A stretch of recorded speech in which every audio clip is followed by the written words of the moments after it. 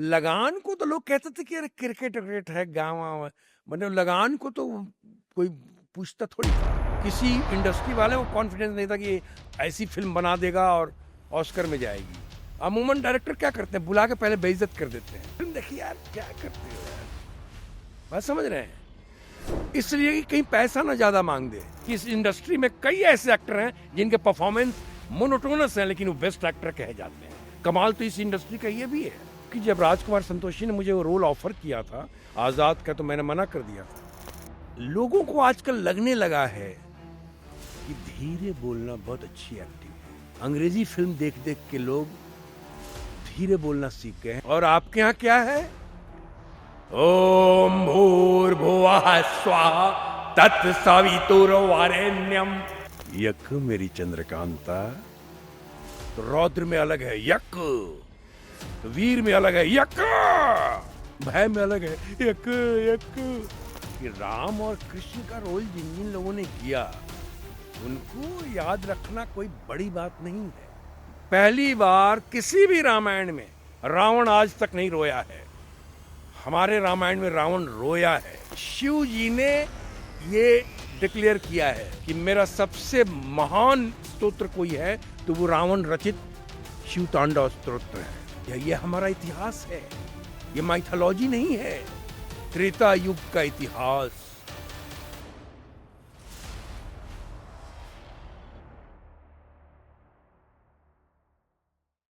Sir, सबसे पहले आने के लिए बहुत बहुत धन्यवाद। धन्यवाद। मुझे ये जानना है कि आपने 2 जनरेशन को डरा के रखा था। 90 के दशक में हमें क्रूर सिंह बनकर और ये जो जेनजी कही जाती है इन्हें रावण बनकर। भाई तो ये सर, ये जो हम जो टीवी ऑन करके हम मज़े लेने जाते थे वीकेंड्स पे, और आप आते थे और क्रूर सिंह बनकर जो आप अपना रूप दिखाते थे और उस पे हम चर्चा करते थे कि कैसे वो बालों को घुमाते हुए बाल यक्कू करता है। Amazing sir. उम्मीद थी सर इस तरह का किरदार, जिस तरह की चीज़ें थी, बच्चों के बीच एक अलग ही छाप है। जैसे मैं उस जनरेशन से आता हूँ तो मैं जानता हूँ कि कितने सालों तक आज तक हम उस बारे में बात करते रहते हैं और वो छाप आज तक नहीं मिटी सर। नहीं, बिल्कुल वो मैंने कभी इस बात पे ध्यान नहीं दी, लेकिन एक बहुत बड़े पत्रकार हैं, मध्य प्रदेश में रहते हैं, आलोचक हैं थिएटर के, गिरिजा शंकर जी। उन्होंने एक बार ये मुझसे कहा जब मेरी मुलाकात हुई कि राम और कृष्ण का रोल जिन जिन लोगों ने किया उनको याद रखना कोई बड़ी बात नहीं है। क्योंकि राम और कृष्ण को सब कोई जानता है, घर घर लोग जानता है, लेकिन क्रूर सिंह को जिसको कोई नहीं जानता था, fictitious character, fictional character, fantasy था, क्रूर सिंह का रोल करने के बाद आपको अभी तक लोग जान रहे हैं, 4-4 5-5 पीढ़ी, तो ये बहुत बड़ी बात है। तो ये मुझे सुन के लगा कि मैंने कहा कि इस तरह का विश्लेषण मैंने कभी किया नहीं था। तो ये है कि मुझे हर पीढ़ी के लोग मिल जाते हैं, चाहे मैं कहीं रेलवे स्टेशन पे हूँ, चाहे बस स्टॉप पे हूँ, या हवाई अड्डे पे हूँ, या बाजार में हूँ, या सिनेमा हॉल में हूँ, मॉल्स में हूँ, या हम नाटक जहाँ कर रहे हैं वहाँ हम ऑडिटोरियम में लोग मिलते हैं, या मैं कहीं नाटक करने गया, तो इस तरह से लोग मिलते हैं। और वो सभी हर उम्र के लोग कहते हैं कि मैं 5 साल का था, मैं 8 साल का, मैं 10 साल का, मैं 15 साल का, हम कॉलेज में ग्रेजुएट हो रहे थे, हम यूपीएससी की तैयारी कर रहे थे। कई ऐसे लोग हैं जो आईएएस बन चुके हैं, आईपीएस बन चुके हैं, आईएफएस आईआरएस बन चुके हैं, और वो सब के सब लोग कहते हैं कि हम इतने साल के थे, इतने साल के। एक बार तो एक बहुत ही हमारी वरिष्ठ माता जी थी, वो मुझे मिल गई एयरपोर्ट पे, और उन्होंने कहा कि बेटा बचपन से तुमको देखते आ रही हूँ। तो मैंने कहा जब आप बचपन से देखते आ रही हैं तो फिर मैं कब से कर रहा हूँ। तो बड़ा ही कमाल लगता है, मुझे अच्छा लगता है कि लोग इस तरह से कहते हैं कि हमारे बचपन का एक नॉस्टैल्जिया था, क्रूर सिंह और यक्कू, तो अच्छा लगता है मुझे। जी, जी। सर, अधिकतर देखा जाता है कि जब आप अपने पहले ही दौर में कोई ऐसा किरदार कर दे जिसकी अमिट छाप लोगों पर बैठ जाए, तो उससे यहाँ पे इंडस्ट्री में लोग उसी तरह से देखने लगते हैं आपको, और उससे एक टाइप कास्टिंग जैसा माहौल भी हो जाता है। मुझे ये बताइए, क्रूर सिंह के बाद क्या कुछ ऐसी चीज़ें आपके साथ हो रही थी, या आप तैयार थे कि मैं इस चीज़ से बच कर रहूँगा और उस आधार पर ही आप चीज़ें चुन रहे थे? नहीं, मैं क्रूर सिंह जब आया, वो घर घर में बच्चों ने बहुत पसंद किया, क्योंकि मेरा बहुत अलग ढंग का प्रयोग था वो। एज एन एक्टर मेरी जितनी तैयारी थी, मैंने अपने आप को खोल दिया था। मैंने कहा कि ये मौका है, अब खोल दो as an actor Akhilesh Mishra, और कर डालो। तो मैंने, आपने ये देखा होगा कि इसमें मैंने जो यक जो शब्द इस्तेमाल किया, वो शब्द नहीं है, वो ध्वनि है। और ध्वनि को पहली बार मैंने तकिया कलाम में यूज किया है, अलग अलग 9 रस में। कि श्रृंगार में अलग है यक मेरी चंद्रकांता, तो रौद्र में अलग है यक, तो वीर में अलग है यक। तो उस तरह से अलग अलग, भय में अलग है यक यक, उस तरह से करुण में अलग है यक मेरी माई मैं दूध पीऊंगा। तो अलग अलग रस में मैंने प्रयोग किया इसका। और ये एक कारण रहा, मुझे ऐसा लगता है कि बच्चों ने बहुत पसंद किया, और बच्चों ने इस यक को यक्कू बना दिया। यस, क्योंकि जब मैं यक बोलता था यक, तो इट साउंड्स सुनाई देता था यक्कू। यस, तो बच्चों के लिए आसान हो गया था, तो यक्कू हो गया था मैं, और यक्कू अंकल शुरू हो गया था। तो ये एक अद्भुत प्रयोग था, लोगों को बहुत अच्छा लगा। और ये बात सही कही आपने कि अपनी फिल्म इंडस्ट्री में ऐसा है कि एक छाप लग जाए तो हर आदमी वही चाहता है। मुझे क्रूर सिंह जैसा ही रोल, चाहे वो रियलिस्टिक सीरीज था या इस तरह का कॉस्ट्यूम ड्रामा था, मुझे उस तरह का रोल ऑफर होने लगा था। और हमने एक भी सीरियल नहीं किए। ओके। हमने कुछ 50 सीरियल मना किया। क्योंकि क्या हुआ कि 94 में सीरियल शुरू हुआ, 95 96 मार्च तक चला। 95 में मेरी एक फिल्म आ गई जो मेरी कॉमर्शियल फिल्म थी, लॉन्चिंग फिल्म के सिंह जी की, सलमान खान के साथ मेन विलेन वीर गति। तो वो एक मेन विलेन का एक रूप उभरा मेरा, और उसके बाद मैं रुक गया, क्योंकि टेलीविजन में कुछ भी नया नहीं आ रहा था, क्रूर सिंह की तरह रोल्स आ रहे थे। तो मैं रुक गया कि मैं फिल्में ही करूंगा, और मैं रुका। लेकिन वीर गति को इंडस्ट्री ने फ्लॉप घोषित कर दिया, जबकि वीर गति फ्लॉप फिल्म नहीं थी। 100 डेज का ट्रॉफी आज भी मेरे घर में पड़ा हुआ है, रखा हुआ है, 100 डेज का। क्योंकि उस समय 1-2 मैगजीन्स थे जो डिक्लेयर करते थे हिट और फ्लॉप। फिर इस तरह से पूरी मीडिया नहीं थी, इस सोशल मीडिया और कुछ भी नहीं कि कोई छुपेगा नहीं, कुछ भी छुप नहीं सकता, ऐसा कुछ नहीं था। तो उसमें अब के सिंह चूंकि बहुत बड़े राइटर थे, राम तेरी गंगा मैली, प्रेम रोग, क्रांतिवीर, तिरंगा, त्रिदेव, इस तरह की फिल्में। तो वो क्रांतिवीर के बाद कई लोगों ने उनको फिल्म लिखने के ऑफर किया था, उन्होंने मना कर दिया था कि मैं अब डायरेक्ट करूंगा। तो शायद वो भी कुछ होगा, एक वैमनस्य जो भी, मैंने उस फिल्म को फ्लॉप घोषित कर दिया गया। उसका सबसे ज्यादा नुकसान मुझे हुआ, चूंकि न्यू कॉमर मैं था, सलमान खान के पास तो फिल्में थी, तो मुझे वेट करना पड़ा। वीर गति और सरफरोश, ये 2 फिल्म के बीच में, चूंकि वीर गति के बाद सरफरोश आई थी, 2 फिल्मों के बीच में 3.5 साल का फासला है, और मैंने कोई टेलीविजन सीरीज नहीं लिया, मैंने कोई सी ग्रेड की फिल्में नहीं ली। ये मैंने जिद था कि अब मैंने पहली फिल्म अगर सलमान खान के साथ किया है, तो दूसरी फिल्म शाहरुख खान या आमिर खान या हमारे मेगा स्टार अमिताभ बच्चन के साथ करूंगा। ये संकल्प ले लिया था मैंने, और मैं थिएटर करता रहा, नाटक करते रहे, नए नए नाटक करते रहे। और मेरा नाटक नीलाम जो 96 में हमने ओपन किया पृथ्वी थिएटर में, राइट, आर्थर मिलर का प्ले है द प्राइस, ओके, उसका हिंदी वर्जन नीलाम, इप्टा मुंबई का प्रोडक्शन। वो प्ले देखने के बाद जॉन मैथ्यू साहब का फोन आया कि हम एक फिल्म बना रहे हैं सरफरोश, और हम चाहते हैं कि आप हमारी फिल्म करें, हम अच्छे अच्छे एक्टरों को इकट्ठा कर रहे हैं। फिर उनसे मुलाकात हुई, उन्होंने मुझे सरफरोश में कास्ट किया, और वो एक तैयारी की मैंने, एक अलग ढंग का कैरेक्टर, कि वो बिल्कुल यक्कू ना लगे, और वो वीर गति भी कैरेक्टर लाउड था, इक्का साइड का। तो लोगों को लग रहा था कि ये लाउड ही कैरेक्टर कर सकता है। हाँ, ये आपके बारे में सर एक चीज़ है, मैंने नोटिस की है कि जब भी आप आए थे, मुझे याद है जब आप रेडी में भी आए थे, तो जब उसका रिव्यू लिखा गया था, तो मुझे याद आता है कि उसमें किसी ने लिखा था कि अखिलेंद्र को थोड़ा सा अपने जो अंदाज है उससे थोड़ा संभलना चाहिए, और भी पैमानों पे। तब मुझे लगा कि इतने बड़े एक्टर के लिए इस इस तरह की शब्द लिखना मुझे सही, क्योंकि आपका बहुत दमदार रोल था और इतना मजेदार था वो रेडी में। ये अच्छा आपने याद दिलाया, इस प्रश्न पे का उत्तर पे अभी मैं आऊंगा, ये फिनिश कर लूं।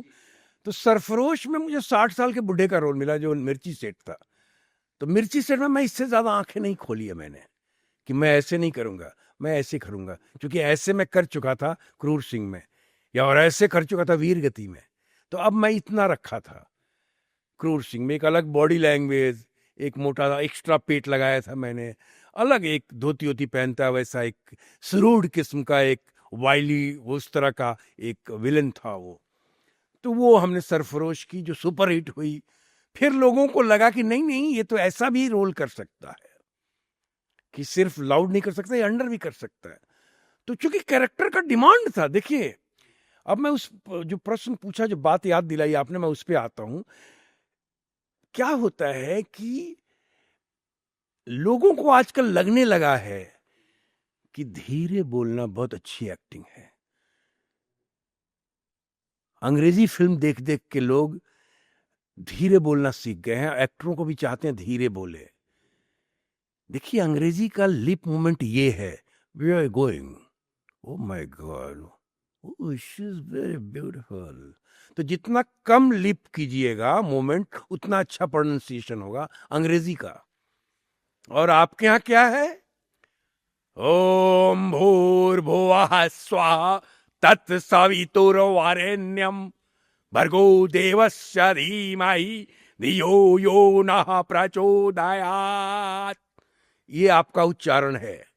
आपका उच्चारण ऐसे नहीं है, ओम भूर्भुवः स्वः तत्सवितुर्वरेण्यं भर्गो देवस्य। अब आप धीरे बोलेंगे जब अंग्रेजी स्टाइल में, तो ये होगा, और ये हो रहा है आजकल। अमूमन अधिकांश वेब सीरीज उठा के देखिए, हर एक्टर का इंटोनेशन एक ही है, पंक्चुएशन एक ही है, टोनल क्वालिटी एक ही है।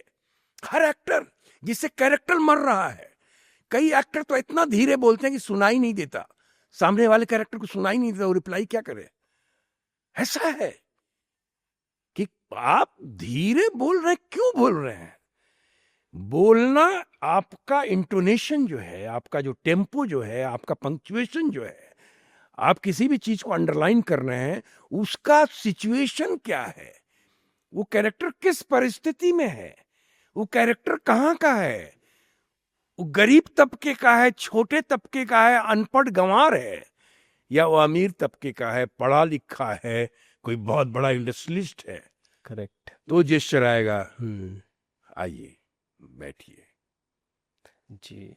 और जो गरीब आदमी वो कहेगा, अरे आई आई, बैठल जाओ बैठल जाओ, बैठिए बैठिए, आइए आइए, अरे आप भी आए, आइए आइए। लेकिन अमीर ये नहीं कहेगा, ओ आप भी आए, आइए आप भी आइए बैठिए, अच्छा लगा आइए बैठिए। तो जेस्चर कम हो जाएगा, वो चीजें अलग हो जाएंगी। तो ये कैरेक्टर टू कैरेक्टर डिपेंड करता है कि कैसा पंक्चुएशन होगा, कैसी डायलॉग डिलीवरी होगी, सिचुएशन क्या है। वो भूख से मर रहा है, वो तड़प रहा है, उसको पीटा जा रहा है, और धीरे बोलेगा वो, उसमें आग भरा हुआ है सदियों के शोषण का, वो धीरे बोलेगा। क्या खूब सर। तो हमने हमारा कैरेक्टर उठा के देखिए, हमने द लेजेंड ऑफ भगत में चंद्रशेखर आजाद का रोल किया है, और क्रूर सिंह करने वाला एक्टर चंद्रशेखर आजाद कर रहा है। See the dimension. मिर्ची सेट कर रहा है, वीर गति का इक्का सेट करने वाला। हमने लगान में भी किया अर्जुन का रोल। जो पैरामीटर है given by my writer and director, writer और डायरेक्टर एक बाउंड्री बांध देता है, एक सीमा दे देता है, एक दायरा दे देता है। उस पैरामीटर को एक्टर जंप नहीं करता, वो करना भी नहीं चाहिए। लेकिन वो जो सिचुएशन है चरित्र का, उस सिचुएशन में तो परफॉर्म करेगा ना, कि एक जैसा होना चाहिए। सूर्य की रोशनी तो आती है, सूर्य की रोशनी के साथ हम देखते हैं चारों तरफ व्हाइट लाइट है, कोई रिएक्ट करता है? नहीं करता ना। जैसे 7 रंग दिखता, कहते अरे इंद्रधनुष दिखा, इंद्रधनुष, क्योंकि 7 रंग अलग दिख रहा है विवग्योर। बात समझ रहे हैं? तो 7, अगर 7 कैरेक्टर हैं फिल्म में, तो 7 रंग दिखने चाहिए, 7 तरह की डायलॉग डिलीवरी होनी चाहिए, 7 तरह का कैरेक्टराइजेशन होना चाहिए।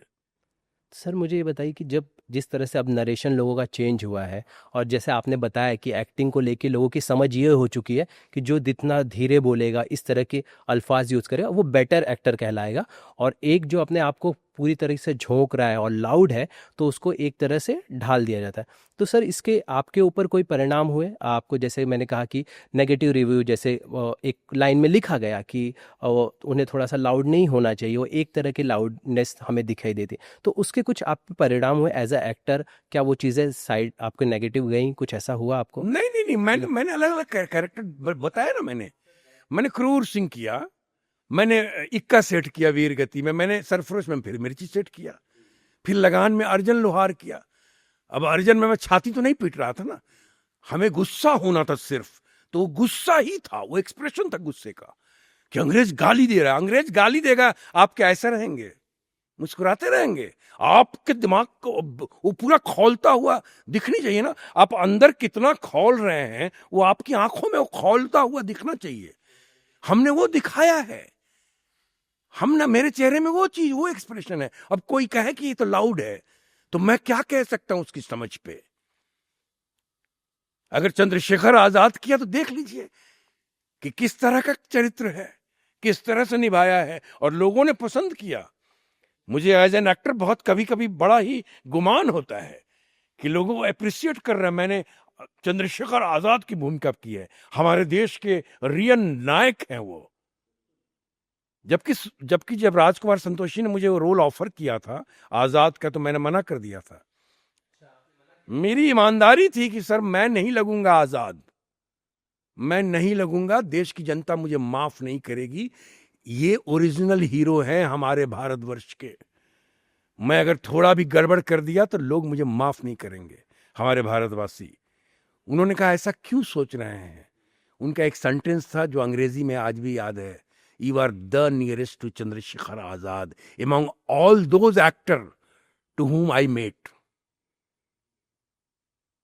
ये उनका सेंटेंस था कि आप उन सारे एक्टरों से जिनसे मैं मिला हूं, उन सब में करीब आप ही आजाद के, आप कीजिए। फिर मुझे लगा कि मेरा डायरेक्टर इतना कॉन्फिडेंट है। जब एक्टर पे डायरेक्टर कॉन्फिडेंट हो जाता है ना, तो एक्टर का चैलेंज बढ़ जाता है। हम लोगों की ट्रेनिंग वैसी हुई है कि डायरेक्टर ने कॉन्फिडेंस दिखाया कि तू करेगा, तू ही करेगा, कमाल करेगा, तो एक्टर का चैलेंज बढ़ जाता है। एक्टर और मेहनत करता है कि कमाल करूं।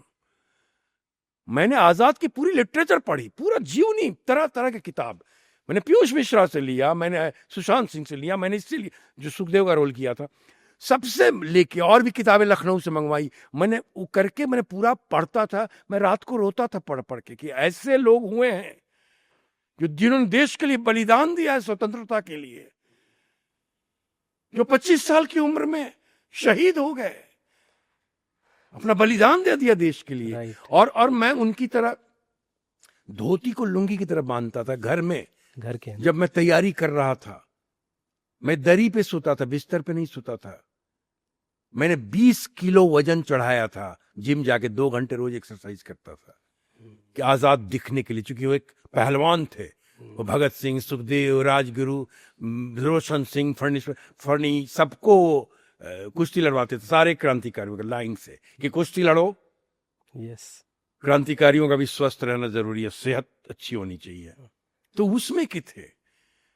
मैं 5 स्टार होटल में गया था जब हम, पहला शेड्यूल था लेजेंड ऑफ भगत सिंह का पुणे में, एक ही होटल था ब्लू डायमंड, हम लोग वहीं ठहरे हुए थे। मैं अपना दरी लेके गया था, मैं बिस्तर पे नहीं सोता था, मैं नीचे सोता था, उसी तरह धोती बांध के, हाँ होटल में, ताकि मैं वैसे ही रहूं। मेरा फोन वोन कुछ नहीं था मेरे पास, मैं सबसे दुनिया से कटा हुआ था। मेरा प्रण था कि जब तक ये रोल समाप्त नहीं कर लूंगा, मैं किसी से बात नहीं करूंगा, ना दोस्तों से, ना घर वालों से, और ना ही कोई फिल्म ली मैंने। उस बीच फिल्म का फोन आया, मेरा एक दोस्त फिल्म बना रहा था, वो नाराज भी हो गया कि मैंने, मतलब फोन नहीं उठाया इसने मेरा, उसका 50 मिस कॉल था। मैंने नहीं, चूंकि मैं बात करना नहीं चाह रहा था, मैंने कहा मेरा प्रण था, आपने एक संकल्प ले लिया है कि मैं इस कैरेक्टर को, इस चरित्र को जीवंत करूंगा, तभी तो पर्दे पे जीवंत दिखता है। सर यकीन मानिए इस कमरे में बैठा हर इंसान ये ज़रूर कहेगा कि जब भी आप दिखे हो एक अलग छाप छोड़ कर गए हो, वो चाहे क्रूर सिंह हो, चाहे किसी भी फिल्म में, रेडी में बात करें, अमर चौधरी की बात रेडी में अमर हाँ, चौधरी, यस, तो हर बार जब भी आप आए हैं एक अलग ही किरदार रहा है। और मेरे ख्याल से शायद मुझे जहाँ तक समझ आती है, जब मैं आपको पढ़ता हूँ, आपके बारे में जानता हूँ, तो गुरुकुल से जो शिक्षा आपने ली, उसके बाद जो आप मेहनत, आप जैसे आप बयां कर रहे हो, तो ये किरदार को लेके आपका आत्मसमर्पण है जो पर्दे पर निखर कर आता है, आई गेस। बिल्कुल उसकी यस, तैयारी होती यस, इसकी तैयारी ही है। उसकी तैयारी है। जैसे मैं रामायण में 2008 में रामानंद सागर जी के सुपुत्र आनंद सागर जी, उन्होंने 2008 में रामायण बनाई, और रामायण में मुझे रावण का रोल ऑफर दिया गया, मैंने मना कर दिया था, और एंडिड, हाँ हाँ बिल्कुल, मैंने कहा रावण मैं जो कर दिया अरविंद त्रिवेदी जी ने, वो मैं नहीं कर सकता, वो तो हर भारतीय के मन मस्तिष्क पर अंकित है, वो छप गया है, मैं नहीं उस लेवल पे कर सकता, मैं नहीं करूंगा। तो उन्होंने कहा कि नहीं आप ही कीजिए। चैनल वाले, एनडीटीवी, इमेजिन वाले मेरे पीछे पड़ गए थे, क्रिएटिव वगैरह सब। फिर उस समय जो हेड थी वो उनसे मीटिंग हुई कि क्यों नहीं करना चाहते आप, क्या चाहते हैं आप बताइए। फिर मैं मिलने गया, तो मुलाकात हमारी 4 घंटे की हुई, पूरा शिव तांडव सुना दिया उनको। आनंद सागर जी एकदम ही हो गए, नहीं प्रभु जी आप ही को करना है। तो मैंने शर्त रखी थी कि मैं ना तो स्टाइलाइज करूंगा रावण को, और ना ही तो उसको रियलिस्टिक करूंगा, मैं बीच में कहीं खड़ा करूंगा, बिल्कुल ह्यूमन लेवल पे, मानवीय मूल्यों के आधार पे, मानवीय संवेदनाओं को कितनी गहराई से व्यक्त किया जा सकता है, मैं रावण को उस तरह से प्रस्तुत करूंगा। अगर आपको मंजूर है तो बोलिए। उन्होंने हामी भरा, मेरे कॉन्ट्रैक्ट में था ये कि कोई भी क्रिएटिव हेड किसी का इंटरफेयर नहीं होगा, मैं बिल्कुल जिस तरह से मैं कैरेक्टराइजेशन करूंगा, क्योंकि मैंने रावण को पढ़ा हुआ था पहले से हम शिव तांडव का पाठ करते थे बचपन से, हमने रावण की बहुत 6 कहानियां पढ़ी थी। मैं रामानंद सागर जी को, आनंद सागर जी को मैं सुना रहा था जब मीटिंग में था, तो रावण के किस्से सुना रहा था उनको, 6 कहानियों के और कम रामायण के। और फिर मैंने वो रोल किया और बहुत पसंद किया। बिल्कुल, बहुत पसंद किया गया सर। पहली बार किसी भी रामायण में रावण आज तक नहीं रोया है, हमारे रामायण में रावण रोया है, क्योंकि वो मानवीय मूल्य जो आपने कहे, बिल्कुल। यस, वो और उस एपिसोड का रामायण में सबसे हाईएस्ट टीआरपी था। ओह, ये रिकॉर्डेड है, पूछ सकते हैं आप आनंद सागर जी से। तो ये सारी बातें, और मैं करता गया। मैंने रावण 2008 में की, उसके पहले हमने कई फिल्म की, हमने वीर ज़ारा की यश चोपड़ा जी के साथ, हमने हलचल की कॉमेडी फिल्म, उसी बीच प्रियदर्शन के साथ, हमने गंगाजल की डीएसपी भूरेलाल, कोई लाउड कैरेक्टर नहीं, एकदम सिंपल नॉर्मल जीवन का जो कैरेक्टर होता है वैसा है कि इंस्पेक्टर है, लिजा, और बॉडी पोस्चर इस तरीके का वैसा ही है जैसा हवलदार था। यस, और आज डीएसपी बन गया, प्रमोशन पापा के, तब बीड़ी पीता था हवलदार में, आज भी बीड़ी ही पीता डीएसपी के बाद भी। तो वो कैरेक्टर वैसा कैरेक्टराइजेशन किया जाता है, कैरेक्टर के हिसाब से, राइट, उसकी परिस्थिति के हिसाब से, उसका स्टेटस क्या है, उसका स्ट्रक्चर क्या है, समाज में किस स्तर पे है वो, राइट, उसका उठना बैठना कैसे है, कितना पढ़ा लिखा है, उसका मना स्थिति कितनी है, मानसिक स्तर कितना है, किस परिस्थिति से गुजर रहा है, बिल्कुल, इस सब लेके कैरेक्टराइजेशन किया जाता, तब परफॉर्मेंस खिलता है। हमारी आप फिल्म उठा के देख लीजिए, एक जैसा लग नहीं सकता, जबकि इस इंडस्ट्री में कई ऐसे एक्टर हैं जिनके परफॉर्मेंस मोनोटोनस है, लेकिन वो बेस्ट एक्टर कहे जाते हैं। कमाल तो इस इंडस्ट्री का ये भी है, पता नहीं क्या आयरनी है या क्या चीजें हैं। मैं नाम नहीं लूंगा किसी एक्टर का, लेकिन मैं बता रहा हूं, उठा के देखिए, मोनोटोनस एक्टिंग, हर रोल में एक जैसा, लेकिन लोग कूद रहे हैं, बेस्ट एक्टर, बहुत कमाल है, बहुत कमाल है। अरे कभी अखिलेंद्र मिश्रा के परफॉर्मेंस को आको ना, तो पता चल जाएगा ग्राफ क्या है। राइट। क्योंकि सर आप जब आपने रावण की बात कही, और ये क्योंकि हम देखते हैं आदि पुरुष जैसी इतनी बड़ी फिल्म बनाई जाती है, लेकिन उस तरह का जब डेडिकेशन या कमी नजर आए तो दर्शक भी उसे इग्नोर कर देते हैं। जिस तरह से उस फिल्म को रिजेक्ट किया गया पर्दे पर, इतने बड़े मेगा बजट फिल्म और इतनी बुरी तरीके से, क्योंकि आप उसके आत्मा के साथ टच ही नहीं कर पाए, अब बहुत सतही लेवल पे आप काम लेकर आ रहे हो, तो ऑडियंस रिजेक्ट कर देगी। आप चरित्र के अध्यात्म को समझो ना, रावण के अध्यात्म को समझो। रावण ऐसे नहीं कर सकते कि फलना स्टार हैं तो रावण करेंगे, इस पर काम नहीं होता। अगर एक्टर जब तक उस कैरेक्टर का अध्यात्म नहीं समझे कि इस कैरेक्टर का आध्यात्मिक ऊंचाई क्या है।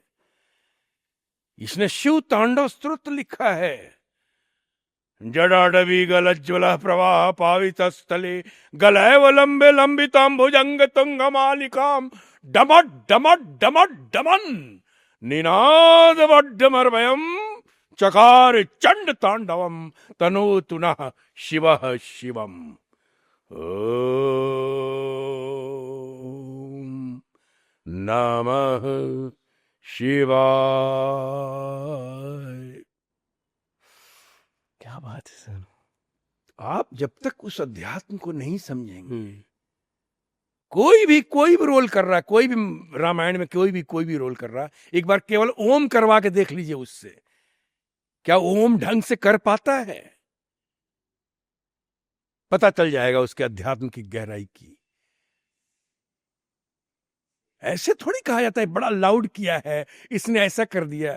अरे कैरेक्टर तो समझो, जानो तो सही क्या है। आप मानते हैं क्या ये जो छवि बन रही है रावण की, जैसे आपने रोल प्ले किया, तो मुझे बताइए क्या जो छवि बन रही है वो सही है, और क्या सचमुच रावण को अब तक जो दिखाया गया था वो सही तरीके से नहीं दिखाया गया था? देखिए, रावण एक ऐसे चरित्र हैं, वैसा चरित्र अब हमारे इतिहास में कोई नहीं है। ये हमारा इतिहास है, ये माइथोलॉजी नहीं है। लोगों ने इसको माइथोलॉजी, मिथ कर दिया। ये मिथ थोड़ी है, ये हमारा इतिहास है। त्रेता युग का इतिहास, द्वापर युग का इतिहास, ये सारे ग्रंथ में जो जितने चीजें हैं, हमारा इतिहास है जो दर्ज है। तो रावण का जो छवि है, रावण एक असुर परिवार से था। उसकी मां जो थी कैकसी, वो एक राक्षस की बेटी थी, सुमाली की। और विश्रवा ऋषि, वो ऋषि थे, ब्राह्मण थे। तो ये संयोग था, उससे रावण का जन्म हुआ है। तो ऋषि से जो जितने पिता का गुण आना चाहिए था विश्रवा ऋषि से, वो उनको मिला। मां से जितना राक्षसी गुण आना चाहिए वो मिल गया, और फिर उस तरह से उन्होंने तैयार किया उसको। लेकिन परम शिव भक्त, आपको मालूम है, शिव जी ने ये डिक्लेयर किया है कि मेरा सबसे महान स्तोत्र कोई है तो वो रावण रचित शिव तांडव स्तोत्र है। जब सारे ऋषि लिख के ले गए थे शिव स्तोत्र, और जब सभाएं हुई कि सब पढ़ के सुनाओ किसका बेस्ट है, शिव जी डिसाइड करेंगे, तो रावण को जब पढ़ने के लिए कहा गया था, सब पढ़ लिया, तो उन्होंने कहा कि प्रभु मैं तांडव करके सुनाऊंगा, और वो तांडव करके सुनाया। वो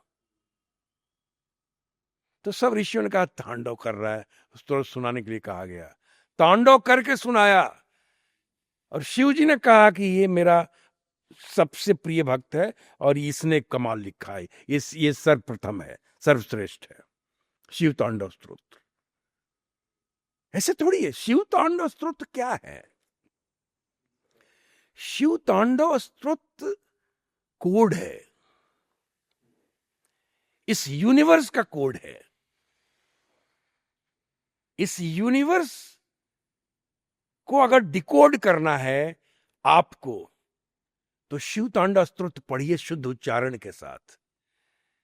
क्योंकि जब आप उच्चारण करेंगे तो ये ध्वनि उस ध्वनि से जाकर टकराएगी, और वो फलीभूत होकर आपके पास आएगा, और आपका जीवन आनंदमय हो जाएगा। सफलता तो पीछे पीछे आएगी। सफलता कहेगी अरे कहां जा रहे हो, हम यहां हैं। और आप कहिएगा उधर ही रह, मैं संतुष्ट हूं, मैं परम आनंद में हूं। क्योंकि सब कुछ मुझे मिल रहा है। बात समझ रहे हैं? डमट डमट डमट डमन। अब इसका अर्थ कोई निकालो। इस ज्यामिति, ये इसकी एक ज्यामिति है, ज्योमेट्री है, और उस ब्रह्मांड की एक ज्योमेट्री है। इस ज्योमेट्री को उस ज्योमेट्री से अगर कुछ कोई मिला सकता है तो वो कोड मिला सकता है आपका। और वही वेद में है, वही पुराण में है, वही उपनिषद में है, वही शास्त्रों में है। वो सारी बातें, ये जो मंत्र है ना, सारे मंत्र, गायत्री मंत्र,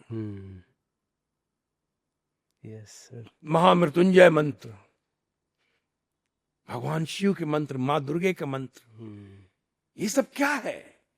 या देवी सर्वभूतेषु शक्ति रूपेण संस्थिता नमस्तस्यै नमस्तस्यै नमस्तस्यै नमो नमः। ये क्या है? ये जब पढ़ते हैं आप तो आप खुद झंकृत हो जाते हैं। ट्रिलियंस ऑफ सेल्स का शरीर है ये, ट्रिलियंस, अरबों सेल्स हैं इसमें। ये सेल्स झंकृत हो उठता है जब आप पढ़ते हैं। तो ये जब उच्चारित होता है कोड, तो ये तरंगों के रूप में जाता है। ये तरंग है, ये तरंग ही वाइब्रेशन क्रिएट करते हैं। पूरी सृष्टि वाइब्रेशन पे है, पूरी सृष्टि। ये जो साइंटिस्ट आज रिसर्च कर रहे हैं, स्ट्रिंग थ्योरी के स्ट्रिंग थ्योरी ढूंढ रहे, अभी तक पता नहीं चल रहा स्ट्रिंग थ्योरी है क्या। ये पूरा तरंग है, पूरा वाइब्रेशन है, पूरा लय है। ये छंदों का जाल है, छंदों का जाल। अरबों खरबों छंद, गायत्री छंद, उष्णिक छंद, अनुष्टुप छंद, त्रिष्टुप छंद, महती छंद, जगती छंद, प्राप्ति छंद, आर्ची छंद, आसुरी छंद, आरसी छंद, प्रजापत्य छंद, ब्राह्मी छंद, याजुसी छंद। ये छंद ही छंद हैं। हम छंद से बने हुए हैं। ये माइक छंद से बना हुआ है, आप छंद से, छंद से दीवाल, ये स्टूडियो, ये पूरा का पूरा ब्रह्मांड छंद से बना हुआ है। करोड़ों अरबों खरबों अनगिनत असंख्य इन्फिनिटी ऐसे छंद हैं, और उन छंदों का जाल है। ये मैं वेद की बात कर रहा हूं, मैं अभी आपको वेद की तरफ ले गया। और यही स्ट्रिंग थ्योरी है जो साइंटिस्ट पकड़ नहीं पा रहे हैं। वो पकड़ नहीं पा रहे। स्ट्रिंग थ्योरी कर तो रहे हैं, वो एक आधे स्टेप पहुंचे भी हैं, लेकिन पकड़ नहीं पा रहे हैं। तो ये जो ज्यामिति है, इस ज्यामिति को उस ज्यामिति से जिस दिन आपने इसका सामंजस्य बैठा लिया, जीवन आनंद में रहेगा। सफलता तो पीछे पीछे दौड़ेगी। हर आदमी कहेगा यार मेरे साथ काम करो। सर अब मैं समझ पा रहा हूँ कि जब आपको कैरेक्टर आते होंगे, और जिस भाव में आप बता रहे हो और जो डेडिकेशन आप दिखा रहे हैं, उससे जानकारी आप जो रखते हैं, उससे समझ में आता है कि आप किस लगाव के साथ जुड़ते हैं और जो पर्दे पर निखर कर आता है। वो पूरी बात मुझे अब समझ में, पूरा अध्यात्म है, अध्यात्म है, पूरा अध्यात्म मूल है। राइट। यही कारण है कि मैंने अभिनय पे जो किताब लिखी है। जी हाँ, बिल्कुल बताइए सर। यस, अभिनय, अभिनेता और अध्यात्म, ये किताब हमने लिखी है। इसमें पूरा का पूरा मूल तत्व ही अध्यात्म है। और पहला तत्व ये है कि अभिनेता एक आध्यात्मिक व्यक्तित्व है। अभिनय एक आध्यात्मिक साधना है। Actor is a spiritual personality, acting is a spiritual practice. और सिनेमा हो या थिएटर हो, एक आध्यात्मिक यात्रा है, स्पिरिचुअल जर्नी। सर क्यों जरूरत महसूस पड़ी इस किताब की लाने की? देखिए, जब मैं अपनी तैयारी कर रहा था एज एन एक्टर, आज से 40-42 साल पहले, और हम एक्टिंग के लिए किताब ढूंढ रहे थे कि हिंदी में किताब मिले, लेकिन नहीं था। पूरे वर्ल्ड में एक ही साहब को पढ़ाया जाता है, स्टैनिस्लावस्की, कॉन्स्टेंटिन स्टैनिस्लावस्की, जो रशियन थिएटरिस्ट, एक्टर, डायरेक्टर रहे हैं। उन्होंने जो थ्योरी दी, वही ऑब्जर्वेशन, वही मेथड एक्टिंग, ये just get into the skin of the character, वही चीजें। लेकिन वो पूरा का पूरा रशियन का ट्रांसलेशन अंग्रेजी में किताबें उपलब्ध थी, जो अंग्रेजी समझ से बाहर था, स्पेशली मेरे लिए, मेरे जैसे ना जाने कितने नौजवानों के लिए उस समय और आज भी होगा। और हम जानना चाहते थे और सुदृढ़ रूप से विस्तार में कि और क्या क्या हो सकता है, क्या क्या जाना जा सकता है, क्या क्या पढ़ा जा सकता है। क्योंकि मेरा ये था कि मैं अलग अलग डायरेक्टर्स के साथ काम करूंगा थिएटर में, अलग अलग कैरेक्टर करूंगा, अलग अलग अपनी इजाद करूंगा, मैं कहीं ट्रेनिंग लेने नहीं जाऊंगा। इसीलिए न तो मैं नेशनल स्कूल ड्रामा गया, न भारतेंदु नाट्य अकेडमी गया। तब उस समय 75 में वो भी खुल गया था, तो मुझसे ये भी कहा गया था कि भारतेंदु भी खुला हुआ है लखनऊ में। मैंने कहा नहीं, मुझे जाना ही नहीं, मुझे एक थिएटर ऑर्गेनाइजेशन के साथ जुड़ के और सिर्फ नाटक करना है, अलग अलग अलग अलग डायरेक्टर के साथ। एक स्कूल में 20 बच्चे हैं एक क्लास में, और एक ही आदमी स्पीच पढ़ा रहा है, 20 का स्पीच एक जैसा है। एक ही आदमी इंटोनेशन और पंक्चुएशन पढ़ा रहा है, 20 का इंटोनेशन और पंक्चुएशन वैसा ही है। एक ही आदमी बॉडी लैंग्वेज पढ़ा रहा है, एक ही आदमी भाषा पढ़ा रहा है, एक ही आदमी कैरेक्टराइजेशन पढ़ा रहा है। तो 20 तो एक ही आदमी जैसे तैयार होगा, उसमें से शायद छिटक के कोई थोड़ा बेहतर हो जाए, अपना कल्टीवेशन वैसा करे। तो मुझे था कि मैं अपनी तैयारी स्वयं करूं, अलग अलग डायरेक्टर के साथ, थिएटर डायरेक्टर के साथ करके। और मैंने किया, MS सत्यू के साथ, सुभाष डंगाई के साथ, रमेश राजहंस के साथ, राजेंद्र मेहरा के साथ, प्रेम श्रीवास्तव के साथ, रमेश तलवार के साथ, अलग अलग, मनोज जोशी के साथ, अलग अलग हमने प्लेस किए, काफी प्लेस किए हमने। और आज भी, अभी मैंने एक प्ले किया है, आखिरी क्षमा, MS सत्यू साहब का निर्देशन है, इप्टा मुंबई का प्रोडक्शन है, जो 56 वर्षों से चल रहा है, 56 वर्षों से। अभी 13 तारीख का 56वां वर्ष मनाया गया रविंद्रनाथ मंदिर मुंबई में। तो जब उसमें मिर्जा गालिब उस जमाने में करते थे, 1969 में जब प्ले ओपन हुआ था, तो बलराज साहनी साहब करते थे, और दिल्ली के उसी दीवाने आम में वो प्ले हुआ था, जहां पे बहादुर शाह जफर के समय वो प्ले हुआ, वो मुशायरा हुआ था, उस पर वो प्ले है। 40 सालों से मैं मोटे राम का सत्याग्रह कर रहा हूं, मुंशी प्रेमचंद की कहानी मोटे राम पे, जो सफदर हाशमी और हबीब तनवीर ने ड्रामेटाइज किया था, MS सत्यू साहब ने डायरेक्ट किया है। 40 सालों से मैं एक और द्रोणाचार्य कर रहा हूं, डॉक्टर शंकर शेष का प्ले है, सुभाष बी डंगायच उसके डायरेक्टर है, इप्टा मुंबई के सारे प्रोडक्शन है। तो ये अनुभव है। और अभी मैं करंटली जो प्रयोग कर रहा हूं थिएटर में, एक नया प्रयोग, वो मैं कर रहा हूं एकल प्रस्तुति, स्टोरी टेलिंग का एक नया डायमेंशन, कि नाटकीय ढंग से स्टोरी कैसे बताया जा सकता है। तो मेरा पहला जो है वो है स्वामी विवेकानंद का पुनर्पाठ, जो 1.5 घंटे का परफॉर्मेंस है मेरा सोलो।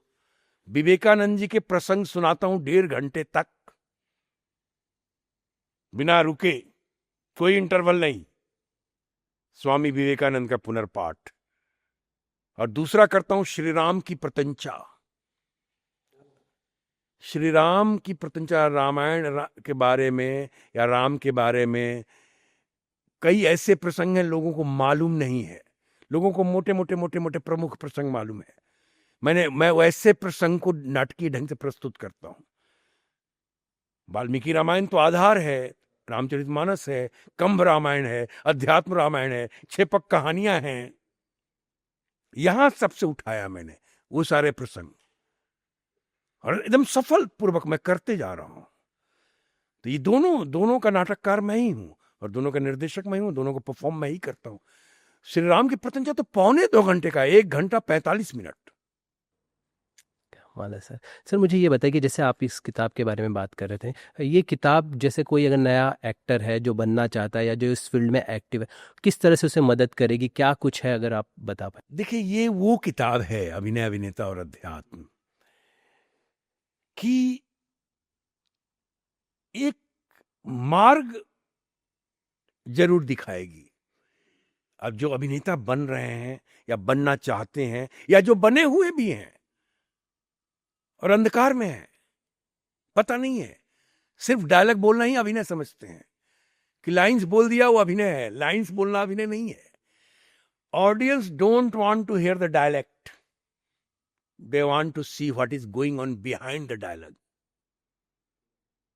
दर्शक कभी भी डायलॉग सुनना नहीं चाहती, डायलॉग के पीछे क्या एक्टर कर रहा है वो देखना चाहती है। And that is performance, that is acting, that is अभिनय, वो अभिनय है। और ये पूरा अध्यात्म है इसका मूल। वो अध्यात्म मूल तत्व को मैंने उतारा है कि मतलब बिल्कुल ये जैसे शरीर है। अब लोग समझ लेते हैं शरीर ही एक्टर है। अब जिम जा रहे हैं डंबल से, ब्रांडेड शर्ट पहन के, बड़ा जुल्फ आजकल तो कंपलसरी हो गया है। कुछ बियर्ड दाढ़ी बढ़ा के, कुछ स्टाइल में सब बच्चे घूम रहे हैं, लड़कियां भी घूम रही हैं अपना ड्रेसिंग करके सब। तो ये शरीर एक्टर नहीं है, इंस्ट्रूमेंट है, एक उपकरण है। करण तो अंदर है। करण, अगर हिंदी व्याकरण लोगों ने पढ़ा होगा तो कर्ता कर्म करण, तो करण अंदर बैठा हुआ है जो जो कर रहा है, जो कह रहा है इस शरीर को, इस हाथ को कि अब हाथ ऐसे उठाओ, अब इधर देखो, अब उधर देखो, अब बोलो। तो ये वो करण, उसको हम लोग कहते हैं, शास्त्रगत शरीर की जब परिभाषा होती तो उसको कहते हैं अंतःकरण। और वो चार हैं, मन, बुद्धि, चित्त, अहंकार। आज से 35-40 साल पहले मैंने अपने दोस्तों के साथ, जो हमारे थिएटर में दोस्त थे, उनसे कहा था यार भारत में इतने अच्छे अच्छे एक्टर हुए अपने देश में, किसी ने भी अभिनय पे किताब नहीं लिखी हिंदी में हम लोगों के लिए। और मैंने कहा कि मैं लिखूंगा जिस दिन कुछ बन गया, अभिनय में मेरे प्रयोग अगर कमाल कमाल हुए तो मैं लिखूंगा। और पता नहीं, कहते हैं सरस्वती बैठी हुई जुबान पे, 35-36 साल पुराना ये संकल्प जो था, ये 2024 में प्रकट हुआ, एक किताब के रूप में प्रकाशित हुआ। सर्वभाषा ट्रस्ट, अमेजोन पे उपलब्ध है। पिछले 20 महीनों से बेस्ट सेलर चल रहा है ये, 20 महीनों से ये बेस्ट सेलर चल रहा है। FTII, NSD,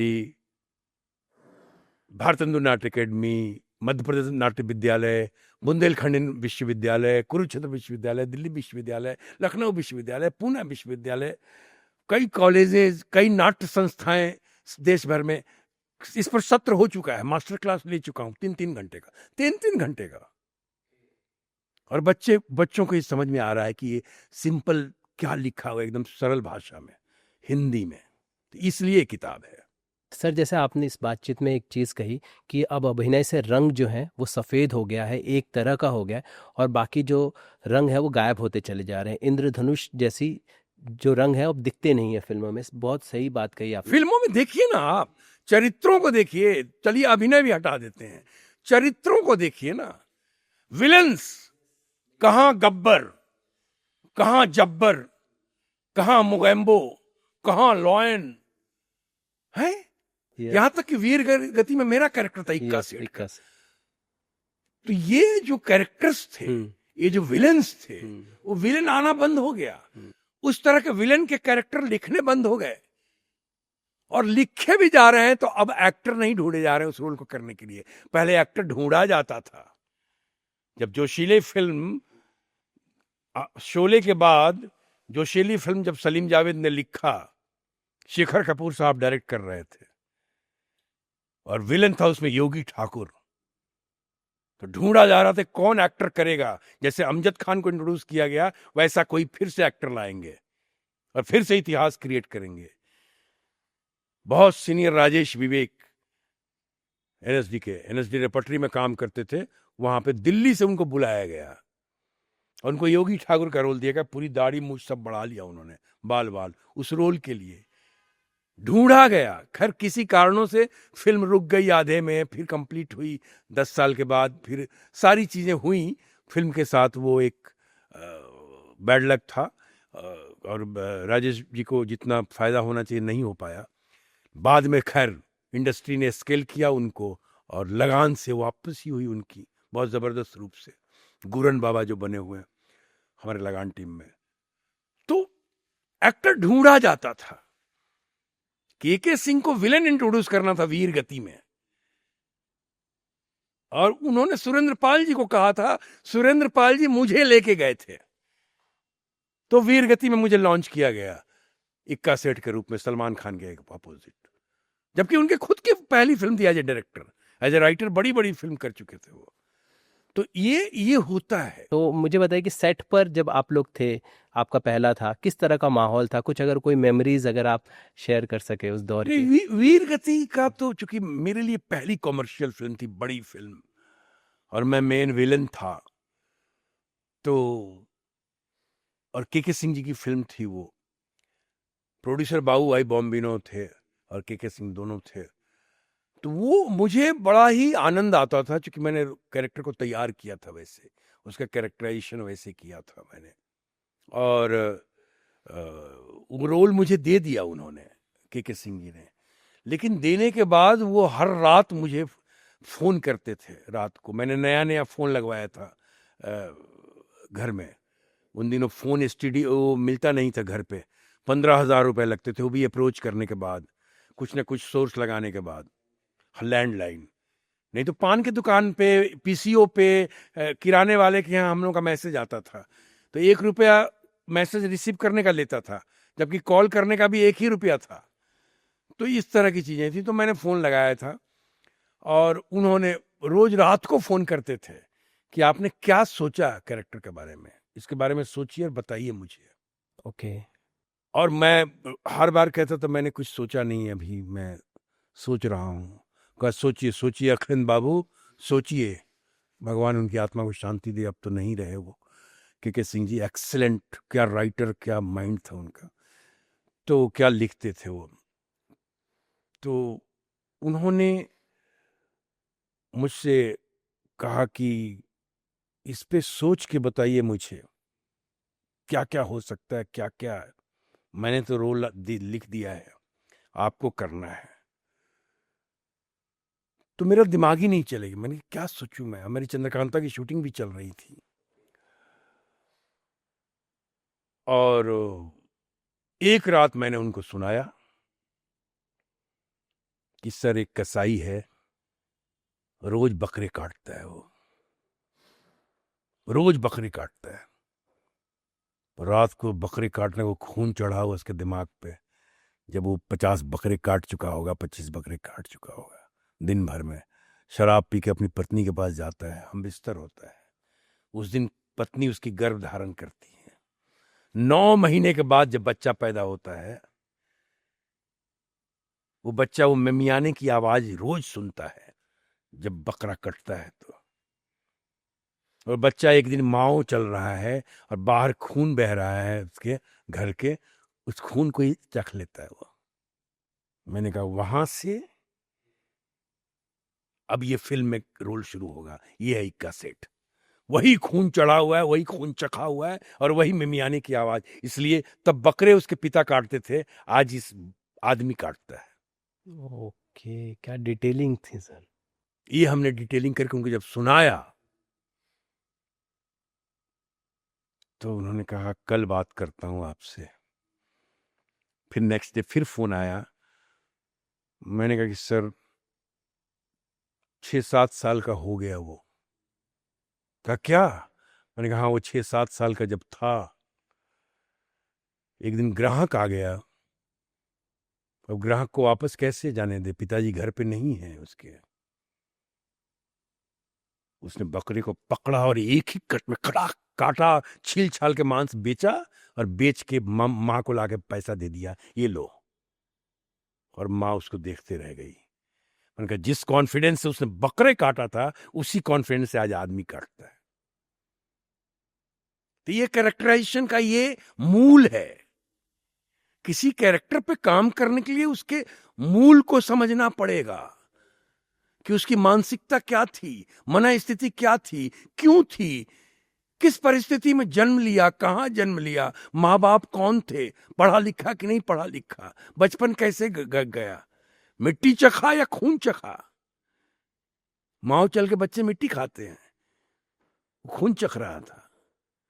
ये मूल था उस कैरेक्टर का। तब आ जा उठा के देखिए कैरेक्टर इक्का सेठ। तो ये कैरेक्टराइजेशन, अब वो कैरेक्टर लाउड नहीं रह करेगा तो क्या करेगा? अब डायलॉग है कि इक्का की जमीन पर इक्का को नीचा दिखाया, उसके इतने टुकड़े टुकड़े कर कर नीचे ले आओ कि गाड़ते गाड़ते जमीन कम पड़ जाए। अब ये डायलॉग है क्लाइमेक्स में, तो क्या बोलूं, इक्का की जमीन पे इक्का को नीचे दिखाया, उसी इतने टुकड़े करके नीचे ले आओ कि गाड़ते गाड़ते जमीन कम पड़ जाए। ये क्या है, सिचुएशन क्या है? पूरा बस्ती जला दी, आग लगी हुई है और तलवार हाथ में लिए हुए वो उठा के नीचे फेंका उसने। Yes sir. तो सिचुएशन क्या है, परिस्थिति, परिस्थिति, मन स्थिति, उसकी वृत्ति प्रवृत्ति आवृत्ति, उसका ब्रिंगिंग, उसका जन्म, उसके माँ बाप कौन थे, ये सारी चीजें रंग देता है, तब जाके वो जीवन दिखता है। ऐसे थोड़ी कुछ भी आके डायलॉग बोल रहे हो और कुछ भी चल रहा है। सर आपकी एक फिल्म है लाल सलाम, लाल सलाम, हाँ और हाँ ये हाँ, राठौर फॉरेस्ट रेंजर, हाँ फॉरेस्ट रेंजर, यस। कमाल के एक्टर से भरी हुई, दीपक नंदिता दास, दीपक डोबरियाल, एक से बढ़कर एक। सर उससे कुछ बताइए ना, बहुत अमेजिंग वो फॉरेस्ट रेंजर जिस तरह से करता है और जिस तरह से पूरी इसकी लड़ाई होती है और जिस तरह से पूरी फिल्म अप्रिशिएट, मुझे नहीं पता कि उस समय उस कैसी थिएटर में उसकी रिस्पांस रहा होगा, बट वो पिक्चर में जैसे मैंने कहा इतने सारे किरदारों के बीच में, मजे हुए किरदारों के बीच में वो अपने आप को स्टैंड करना और उस फिल्म में मकरंद देशपांडे, नंदिता दास, सयाजी शिंदे, ये छोटे छोटे रोल में दीपक डोबरियाल, राजपाल यादव, ये सारे लोग थे। ये तनिष्ठा चटर्जी भी थी छोटे से रोल में, मतलब बहुत सारे लोग थे उसमें। और गगन बिहारी डायरेक्टर थे, अरशद सिद्दीकी ने लिखा था उस फिल्म को,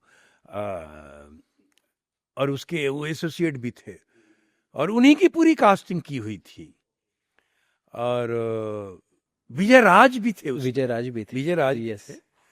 तो ये काफी कुछ वो जो काम जो होता था वहां पे, जंगल में शूटिंग करते थे हम लोग यहीं इगतपुरी में, और ऐसी जमीन पे बैठे हुए हैं, ये कर रहे हैं। तो वो अद्भुत एक मामला था। जो हनीफ अब्बास जो है फाइट डायरेक्टर, जो हमें चंद्रकांता में भी उन्होंने ही फाइट सिखाया, मुझे घोड़ा चलाना सिखाया, तलवारबाजी सिखाई, और उन्होंने ही मुझे वीर गति का एक्शन सिखाया। रोज मैं प्रैक्टिस करने जाता था जुहू बीच पे सुबह 5 बजे उठ के, और वो आते थे एक्शन सिखाने, और के सिंह वॉक करते करते मुआयना करने आते थे कि सीख रहा है कि नहीं। पूछते थे हनीफ अब्बास से, हनीफ और अब्बास जोड़ी थी, कि क्या कर रहा है, सीख रहा है कि नहीं, क्योंकि वो विलन लॉन्च कर रहे थे, पूरी इंडस्ट्री देख रही थी। विलन्स को फोन आते थे उनको कि हम तो हैं ही हैं, फिर कि नहीं नया विलन क्यों ले रहे हैं। अच्छा, इस तरह का सिंह साहब ने मुझे खुद बताया, लेकिन उनको था कि नहीं, ये कैरेक्टर किसी नए से करवाऊंगा, नया एक्टर चाहिए। तो वो फाइट डायरेक्टर थे उसमें, उसी फिल्म में भी। वो वीर गति में भी थे, सरफरोश में भी थे, लगान में भी थे, अब्बास भाई। तो वो हालांकि लगान के पहले की फिल्म है वो, और अद्भुत अद्भुत था वो अनुभव। चूंकि एक से एक एक्टर थे, हर एक्टर अपने अपने कैरेक्टर को पकड़ के रखा हुआ था, और बिल्कुल मतलब वो। और चूंकि लाल सलाम उस तरह की नेक्स्टलाइट्स पे फिल्म थी, वो नेक्स्टलाइट पे बहुत कम फिल्में बनी हैं, बाद में बहुत सारी फिल्में बनी, लेकिन उस समय वो फिल्म बनी थी। और ये पिछले ही सेंचुरी की बात है, ये मेरा ख्याल है ये 96-7 की बात से 6-7 की बात है, राइट, उसी अराउंड हाँ। यस। तो ये तब शूट किया था हम लोगों ने। बहुत बहुत मजा आया था, बहुत। हाँ, उसके बाद सर आपकी फिल्म आती है लगान। लगान, यस, अद्भुत। मतलब एक अगर जैसा आपने एक बार कहा भी था कि भारत सिनेमा का जो इतिहास है वो लगान के बिना पूरा नहीं हो सकता। यस, और जिस तरह से वो फिल्म काम करती है और जिस तरह सर उसके अनुभव आपने कुछ बताया हो, कोई ऐसा अनुभव, ऐसी कोई बात जो हमें नहीं पता है, क्योंकि इमोशन है वो फिल्म सर, जब भी अगर उसके साथ जिस तरह से जुड़ जाए, लोग उससे कनेक्ट होते चले जाते हैं, तो आज भी अगर कोई देखना चाहे उससे रिलेट कर जाता है, कोई किसी भी दौर का इंसान हो सर। उसके बारे में सर, वो रोल जैसे आया उतने सारे कलाकारों में, वो कैसा पूरा एनवायरनमेंट था, किस तरह की चीज़ें थी सर? देखिए पहली बार सेट पे हम जब एक्टर बैठे थे, सब एक से एक धुरंधर एक्टर थे, हम लोग बैठे रहते, जैसे शॉट चल रहा है, किसी अंग्रेज का चल रहा है, कुछ भी चल रहा है, किसी और का चल रहा है, हम लोग बैठे हुए हैं। और सर ये सभी क्रिकेट नहीं खेलना जानते थे, किसी को भी क्रिकेट नहीं आता था? नहीं, 2-3 लोग थे जिनको आता था। अच्छा। हाँ, मुझे नहीं आती थी क्रिकेट खेलना। ओके। और बिल्कुल चूंकि और जब क्रिकेट में आशुतोष गोवारिकर ने जब मुझे बुलाया, जब ऑफिस से फ़ोन आया, आमिर खान प्रोडक्शन, मैंने कहा आमिर खान प्रोडक्शन, तो नया ही बना था, एकदम शुरुआती थी, और डायरेक्टर मिलना चाहते हैं, लगान फिल्म बन रही है उसकी कास्टिंग के लिए। तो मैं गया, मैं सरफरोश कर चुका था आमिर खान के साथ, और शायद इसीलिए लिस्टेड था मैं। अच्छा, रिकमेंडेड थे आमिर की तरफ से? नहीं नहीं नहीं, नहीं, मतलब लिस्ट तो बनाई गई थी, एक्टर्स काफ़ी चाहिए था ना, तो उसमें अब तो मैं गया, तो आशुतोष गोवारिकर से मिला, उन्होंने कहा मेरी फिल्म का नाम लगान है। मैं लगान कहा, हाँ। मैंने कहा यार, मेरे फोर फादर भी कभी लगान दिए होंगे, मेरा परिवार तो मूल रूप से किसानों का ही परिवार है, तो मैं ये फिल्म करूँगा। कहा कि देखिए ये 11 लोग खड़े हैं, उनके पीछे वॉल था, उस पर 11 लोगों का स्केच यहाँ पे लगा हुआ था। कहा कि 11 लोग जो खड़े हैं, यही पोस्टर डिज़ाइन है, जो ओरिजिनल पोस्टर डिज़ाइन था। अमूमन ये होता नहीं है, कहा जाता कि ये पोस्टर डिज़ाइन है, पता नहीं रिलीज तक पोस्टर बदल गया, हीरो हीरोइन ने बदलवा दिया है, डायरेक्टर ने बदलवा दिया, या इसका फोटो रहेगा, इसका नहीं रहेगा, या प्रोड्यूसर ने बदल, मैंने फाइनेंसर ने बदला, जो भी है। वो देखिए, ये है क्लियरिटी। नहीं, ये 11 खड़े हैं, ये 11 हीरो है हमारे फिल्म के, 11 हीरो। मतलब अब हम तो रिलेट कर रहे थे, कहाँ मैकेनिस गोल्ड और कहाँ लॉरेंस ओलिविया से, बाप रे बाप, 11 हीरो। हाँ, ये तो कुछ। तो मैंने कहा मैं ये फिल्म कर रहा हूँ, लगान शब्द से बहुत ही मुझे आकर्षण हो रहा है। कहा कि नहीं, इसके लिए आपको टेस्ट देना पड़ेगा। ठीक है। सो सबका टेस्ट ले रहे हैं हम लोग, तो सबका जिस जिस रोल में सोचा था उस रोल में टेस्ट लिया गया, लुक टेस्ट लिया गया। और लुक टेस्ट, मेरा जो लुक टेस्ट हुआ था वो गोली के लिए हुआ था। गोली जो दयाशंकर पांडे ने किया, हाँ, तो गोली के लिए हुआ था मेरा लुक टेस्ट। और उस समय गोली के कास्टिंग में मकरंद देशपांडे था, दयाशंकर था ही नहीं। और मेरे रोल में आदित्य श्रीवास्तव था, अर्जुन वाला रोल, जो रोल मैंने किया। लेकिन चूंकि सबके डेट्स के प्रॉब्लम, ये प्रॉब्लम, कोई भी, हर व्यक्ति तैयार नहीं हुआ 6-6 महीना देने के लिए, तो फिर वो रोल सफल करना पड़ा कि नहीं, अब आदित्य श्रीवास्तव का सीआईडी चल रहा है लगातार, सीआईडी छोड़ नहीं सकते हो, तो फिर अब ये रोल कौन करेगा? नहीं, अखिलेंद्र को इधर शिफ्ट करो यार, क्योंकि अल्टरनेट भी वैसी लेवल का चाहिए, तो ये करो, ये रोल मकरंद नहीं कर रहा है, कौन ही करेगा, ये वो सब चल रहा है, सोचा जा रहा है ये। तो उस तरह से, जैसे लाखा के रोल के लिए आशुतोष राणा का नाम आया था, सुशांत सिंह का नाम आया था, सुशांत जो सुखदेव बना था, हाँ, राइट, उसका नाम आया था। ये लोग नहीं हुए, तब यशपाल आया। ओके। हाँ, तो इस तरह से कास्टिंग की गई, एक एक करके, और पूरा लुक टेस्ट सबका हुआ। और लुक टेस्ट के बाद, उसके बाद अप्रूव हुआ, फिर उसके बाद रीडिंग शुरू हुई। पहली बार रीडिंग हुई 1999 में 15 अगस्त के दिन, आमिर खान के घर पे, पूरी यूनिट के साथ पहली रीडिंग हुई।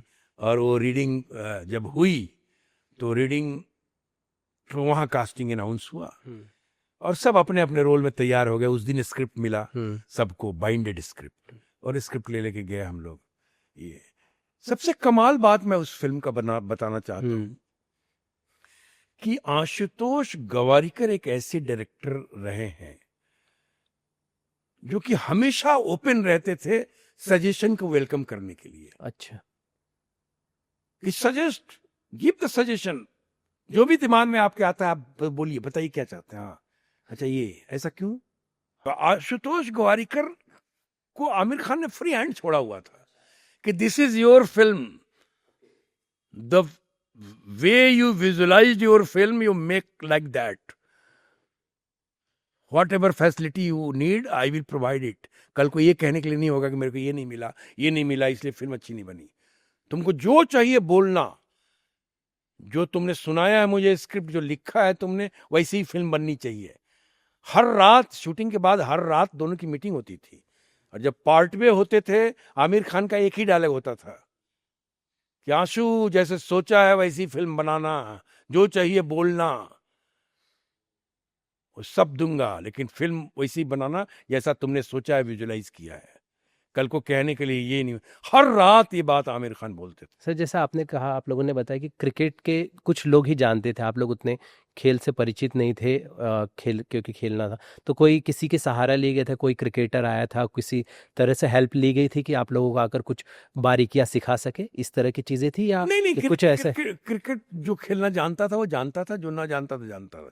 क्योंकि पहले हाफ में तो ये होता था कि क्रिकेट खेलना जानता ही नहीं गांव वाले, फिर प्रैक्टिस करते हैं, सीखना जानते हैं, तो आपस में ही वो कोच थी रेचल, जो ब्रिटिश हीरोइन जो थी, उसकी रसल जो विलन था, उसकी रसल की बहन, वो आके सिखाती थी, वो बताती थी, बॉल भी वही प्रोवाइड करती थी।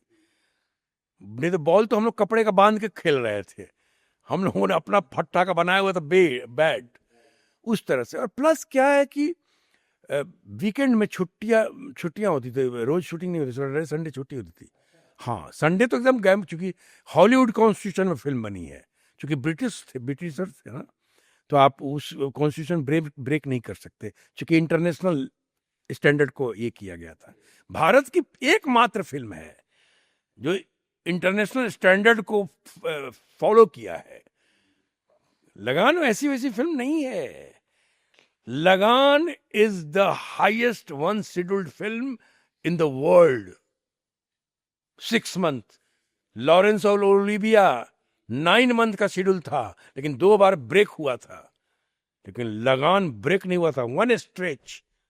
तो उसमें की फिल्म है लगान, इंटरनेशनल स्टैंडर्ड से बनी हुई। संडे को तो बिल्कुल शूटिंग नहीं होती थी, गैप, जबकि प्रोड्यूसर का पैसा हर मिनट खर्च होता है, पूरी यूनिट वही है, सारे एक्टर वही है, सेट खड़ा है।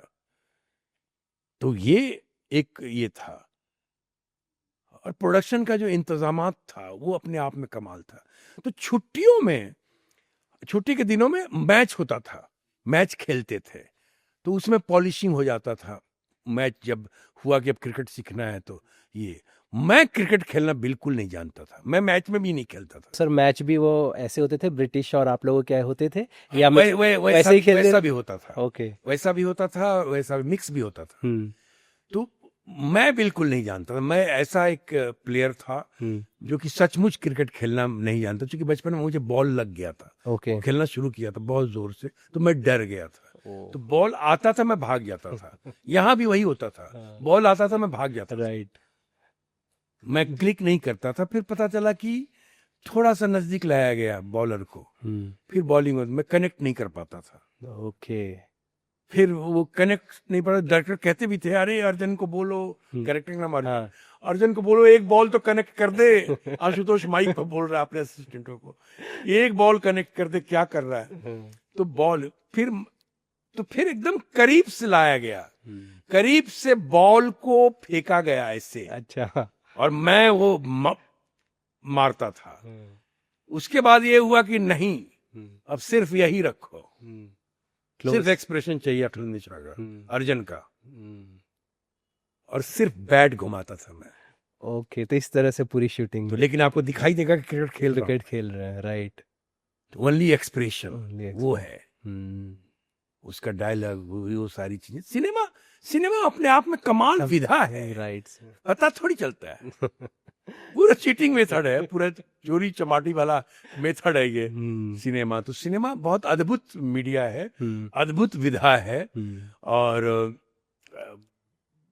बहुत ही, मतलब अपने आप में बहुत ही। सर जब वो फिल्म ऑस्कर के लिए गई थी, तो मुझे लगा था कि हर को भारतीय था कि इस बार तो ऑस्कर आ ही जाएगा, हर किसी की उम्मीदें इतनी बढ़ गई थी, और जिस तरह से आमिर जाके पूरा वहाँ पर मंच सजाया, और जिस तरह से सारी चीज़ें थी, बहुत उम्मीदें थी। हालांकि जीत नहीं पाई, वो अलग बात है, लेकिन उसके बाद एक रास्ता खुल गया लगभग हर, क्योंकि उससे पहले तक लोगों को समझ नहीं थी कि ऑस्कर में क्या गणित चलता है, किस तरह से फिल्में वहाँ पे बताई जाती, किस तरह से, क्योंकि उसका एक अलग मैथ्स है जो यहाँ के प्रोड्यूसर्स पूरी तरीके से नहीं समझ पाते थे। पर आमिर ने जाके वहाँ के पूरा समझा, और उसके बाद आने वाली फिल्मों को भी उन्होंने, बहुत सारी फिल्मों को जब ऑस्कर की तरफ जाए उनकी हेल्प करते रहे।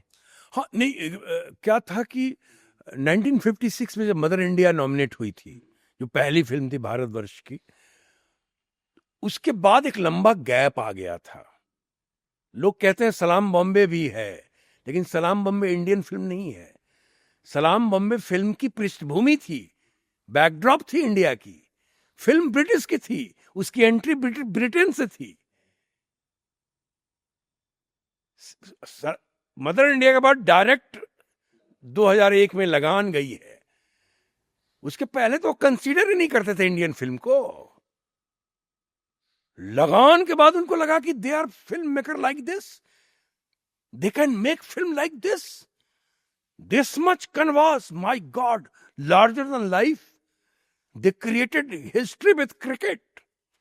इतिहास को क्रिकेट के साथ मर्ज कर दिया, अपने इतिहास को क्रिकेट के साथ जोड़ दिया। ये तो कुछ कमाली बात है। तो वो फिल्म क्या होगा कि नो मैंस लैंड का मिलने का कारण ये था कि बहुत ही संवेदनशील फिल्म थी नो मैंस लैंड, जिसको मिला उस साल ऑस्कर। नहीं तो नंबर 2 पे पोजीशन था, लगान का पोजीशन नंबर 2 पे था। एक आध दो मार्किंग था केवल कम, बस। वो बहुत हार्ड लक था। हाँ, तो वो मतलब हम लोग पूरी रात, हम लोग जो लगान टीम, आमिर खान जो प्रोडक्शन का जो ऑफिस था, वहाँ पे हम देख रहे थे पूरी रात। और जब हम बाहर निकले सुबह, तो पूरा मीडिया खड़ी थी बाहर हम लोगों से मिलने के लिए। वो भी रात भर खड़ी थी, मतलब सुबह 6 बजे हम लोगों से मिली और हम लोग बात कर रहे थे। तो वो लगान का एक अलग, लगान करते हुए लगता था कि ये फिल्म कुछ करेगी। आपस में हम एक्टर्स बात करते थे, क्या शॉट ले रहा है यार, क्या शॉट है, ओहो।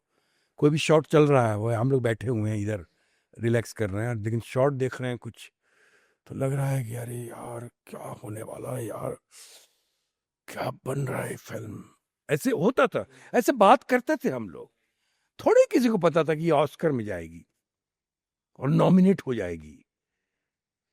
तो ये एक अपने आप में अद्भुत बातें थी, और एक पूरा फैमिली की तरह आमिर खान ने रखा था हम लोगों को। और सर, जब फिल्म रिलीज भी हुई थी तो बॉक्स ऑफिस पे सामने गदर खड़ी थी, और ये दोनों फिल्मों का जो क्लैश था वो भी खूब चर्चा में आया था, अमेजिंग था। और लेकिन दोनों ही फिल्में बॉक्स ऑफिस पे कमाई ताबड़तोड़ करती और हाँ, चूंकि वो ये भी चर्चा थी कि चूंकि इनकी फिल्म घायल और दिल एक साथ आई थी, आमिर और सन्नी देओल की, तो वो दोनों सुपरहिट हुई थी। तो ये भी लोग कह रहे थे कि दोनों एक साथ आ रहे हैं। लगान को तो लोग कहते थे कि अरे क्रिकेट क्रिकेट है, गाँव, मतलब लगान को तो कोई पूछता थोड़ी था। हाँ हाँ, कई प्रेस वाले ने मुझे कहा कि अरे क्रिकेट खेल के आ गए, अच्छा क्या है क्या है, क्या क्या बनाए, क्या क्रिकेट। और आशुतोष गौरी की फिल्म फ्लॉप थी, बाजी और पहला नशा। तो किसी इंडस्ट्री वाले को कॉन्फिडेंस नहीं था कि ये ऐसी फिल्म बना देगा और ऑस्कर में जाएगी और सुपर डुपर हिट हो जाएगी। लगान जब आई तो सबका मुंह बंद हो गया ना, फिर आंसू के बारे में कुछ नहीं बोलते थे। लेकिन credit goes to Aamir Khan, जिसका कॉन्फिडेंस था स्क्रिप्ट पे, आशुतोष गोवारिकर पे और अपनी यूनिट पे, अपनी टीम पे, एकदम मतलब किया। हाँ, चाहे जहां से भी हो, उन्होंने इंतजाम करके फिल्म बनाई और बहुत कमाल हो गया। और आमिर खान प्रोडक्शन खड़ा हो गया, वहीं से तो खड़ा हुआ। और सर, जैसा आपने कहा था शुरुआत में, मैंने ठान लिया था काम करूंगा तो बड़ों के साथ ही, सलमान के साथ, आमिर के साथ, फिर बारी आती है शाहरुख खान, वीर ज़ारा। हाँ, वीर ज़ारा हमने फिल्म की, उसमें शाहरुख खान थे, यस। लेकिन हमारा कोई हाँ, सीन नहीं था, आप रानी के साथ जैसे कि बाहर हूँ और वो जेल के अंदर है, यहाँ रानी मुखर्जी से बातचीत। अच्छा, तो ये ऐसा था, उनके साथ कुछ सीन नहीं था। और जैसे कि कोर्ट रूम में भी मैं कटघरे में हूँ, अनुपम खेर से बातचीत हो रही है और वो वहां बैठे हुए हैं, तो उस तरह से। अदरवाइज मेरा सीन डायरेक्ट इंटरेक्शन नहीं था, स्क्रीन शेयरिंग उस तरह से नहीं थी। Yes yes sir. लेकिन सर वो जो रानी के साथ आपकी जो कन्वर्सेशन है जब वो रानी पेपर साइन करने आती हैं और आप जो बॉडी लैंग्वेज लेकर जाते हैं डायलॉग के साथ साथ, जैसे आप बता रहे थे कि कहाँ पर कितनी बात करनी चाहिए, वहाँ पे एकदम नरम है आप। लेकिन उसमें वो आपकी 420 उस किरदार की, माफ़ कीजिएगा, उस किरदार की जो 420 है, जो उसका एक बहुत खूबसूरत तरीके से देखने को मिलता है जब आप लोग बात करते हुए टुवर्ड्स जेल की तरफ जाते हैं। बहुत अमेजिंग था सर। देखिए ये मैं बताऊंगा आपको, ये बताना चाहूंगा कि यश चोपड़ा जी ने करवाया ऐसा। यश चोपड़ा जी एक ऐसे डायरेक्टर हैं, मेरा जो अनुभव है मैं बताता हूँ आपको। मुझे जब फोन आया कि यश जी मिलना चाहते हैं, जब मैं मिलने गया तो पहले वहाँ पे जूहू बीच के पास उनका ऑफिस था, पाम ग्रोव होटल के सामने जो एक ल- बंगलों का एक कॉलोनी है जिसमें आखिरी बंगला था उनका, वो ऑफिस था, ये नहीं था। तो वहाँ हम जब गए तो यश जी का एक कमरा था, ट्रॉफी ट्रॉफी रखे हुए थे, और यश जी सामने बैठे हुए, उन्होंने प्रणाम किया, आइए आइए बैठिए। बैठाया उन्होंने, और पहले उन्होंने मेरी बहुत तारीफ किया एज एन एक्टर कि मैंने आपकी ये फिल्म देखी, मैंने लीजेंड ऑफ भगत सिंह देखी, अजय देवगन वाली, आप भगत सिंह में चंद्रशेखर आज़ाद बने हैं, बहुत अच्छा काम किया है बेटे। मैंने और अदी ने, अदी चोपड़ा के लिए बोल रहे थे, डिस्कस किया, ये रोल आप ही से करवाना है, आप ही करेंगे। बहुत बातचीत हुई, फिर हमने कहा बुलाओ मिलो। तो, तो पहले उन्होंने क्या किया कि मुझे मोरली इतना हाई कर दिया कि मतलब उन्होंने ये एहसास करवा दिया कि you are not ordinary actor, you are extra ordinary actor, you are going to work with Yashraj films. ये एहसास करवाया उन्होंने कि ऐसे तुम काम नहीं करने आए हो यहां, तुम एक्स्ट्रा ऑर्डिनरी हो, कमाल हो, ये सुनो मैं बता रहा हूं तुमको। तो एक्टर मोरली हाई हो गया। अमूमन डायरेक्टर क्या करते हैं, बुला के पहले बेइज्जत कर देते हैं, डेमोरलाइज करते हैं, अरे क्या कर रहे थे उसमें, हैम कर रहे थे तुम, अरे तुम्हारी वो फिल्म देखी यार, क्या करते हो यार, बात समझ रहे हैं। यस। इसलिए कि कहीं पैसा ना ज्यादा मांग दे, बुलाया गया है तो।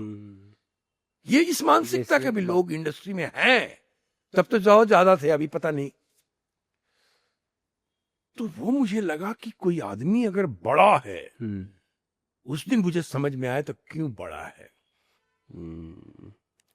कोई आदमी बड़ा है अगर, वो क्यों बड़ा है, ये मैं उस दिन समझा।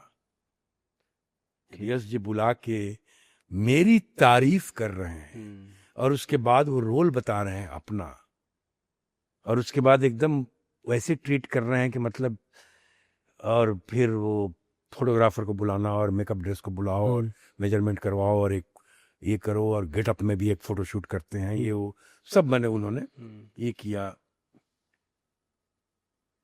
वो करके बताते थे सेट पे।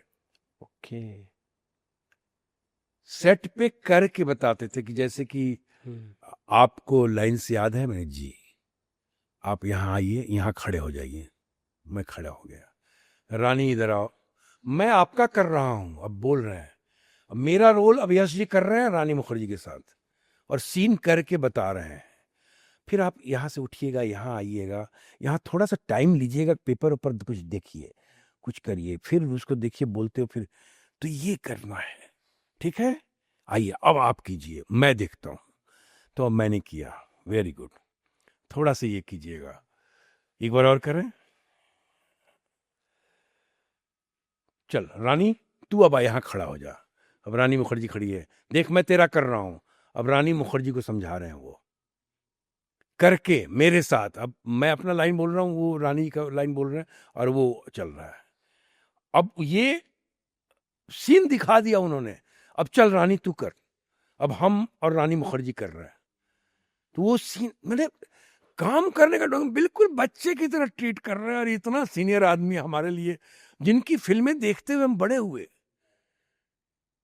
हम जब सीढ़ी चढ़ रहे थे, फर्स्ट फ्लोर पे जाना था, तो सीढ़ी के दोनों तरफ लगा हुआ है दाग, दीवार, त्रिशूल, कभी कभी काला पत्थर, ये पोस्टर लगे हुए हैं, और हमें लग रहा है मैं सीढ़ी चढ़ रहा हूँ सचमुच। अब ये सारी फिल्में हमने देखी हुई है, और यश जी के सामने खड़े हैं, तो जिसकी फिल्में देखते हुए आप बड़े हुए हैं, आप उसके साथ बैठे हुए हैं, बात कर रहे हैं, रोल दे रहा है, वो रोल करवा रहा है आपसे, डायरेक्ट कर रहे हैं, उनके साथ काम कर रहे हैं आप, ये कितने सौभाग्य की बात है।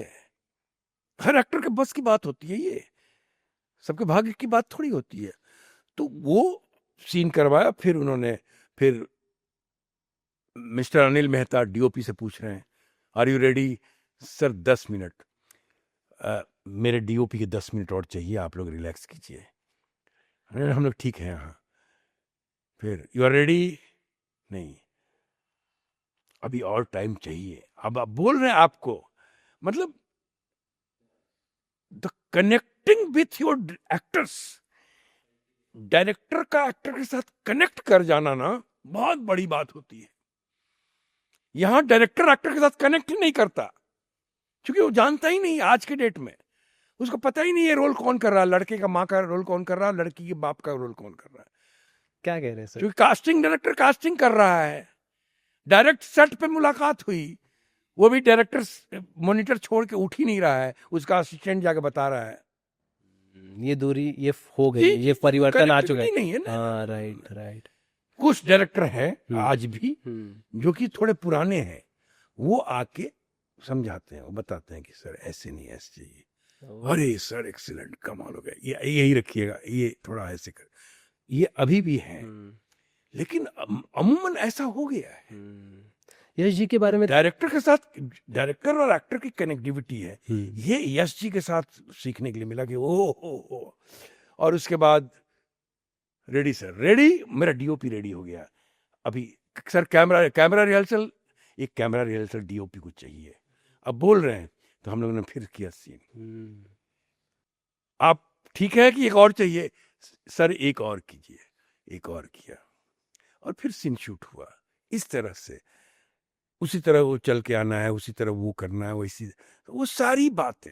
यश जी के बारे में मैंने भी सुना हुआ है कि वो अपने एक्टर्स को सेलिब्रेट करते थे, उनका इतना पैम्पर करके रखते थे सेट पर कि पूछो मत। जैसे बताते हैं कि दिल वाले दुल्हनिया ले जाके टाइम पे वो काजोल ने उनसे आइसक्रीम की डिमांड की, आइसक्रीम भर भर के सेट पर आ रही है। बिल्कुल यस, इस तरह का माहौल रखते थे। अरे मत बचिए आप, मतलब आपकी गाड़ी पहुंची ही नहीं सेट पे, और लोग आ गए गाड़ी लेने के लिए आपकी, क्योंकि गाड़ी आप, मैं तो खुद ड्राइव करते हुए गया, तब तक तो आ गए लोग, आइए सर आइए, दरवाजा खोल दिया, मैंने कहा अरे, कहा कि नहीं पार्क हो जाएगा, चाबी, गाड़ी उन्होंने पार्क किया हुआ, और दूसरा कैरी करके आपको वैनिटी वैन में ले गया। वैनिटी वैन में आपको ड्राई फ्रूट्स, आप फ्रूट्स, पानी, जूसेस सब रखे हुए वैनिटी वैन में। मतलब आप स्टार हैं, आप यशराज के साथ काम कर रहे हैं सर, ये ट्रीटमेंट था। मतलब मैं खुद ये था, विस्मृत थे। Very nice sir. सर आपकी एक फिल्म है राम जी लंदन वाले, यस, संजय दायमा ने डायरेक्ट की थी। ये लगान के स्क्रीन प्ले राइटर में एक राइटर हैं ये। अच्छा। कुमार दवे और ये दोनों असिस्टेंट थे इनके, आशुतोष गवारी करके, और तीनों ने मिलके स्क्रीन प्ले लिखा था।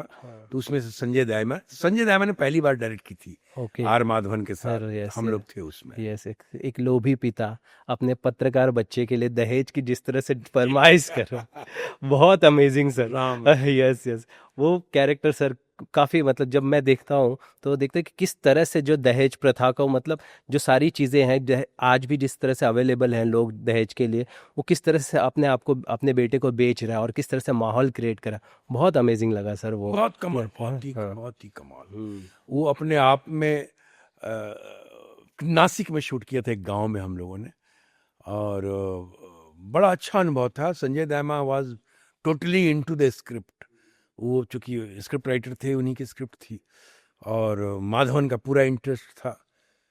तो चूंकि Hindi film as a hero film उस तरह से क्लिक नहीं हो रही थी, आज तो टॉप पे है, आज वो फिल्म बनती तो कुछ और ही जी जी जी। तो उस तरह से तो पूरा जोर लगाया गया था उस फिल्म के लिए, लेकिन फिल्म का रिजल्ट फाइनली बॉक्स ऑफिस पे नहीं आई अच्छी।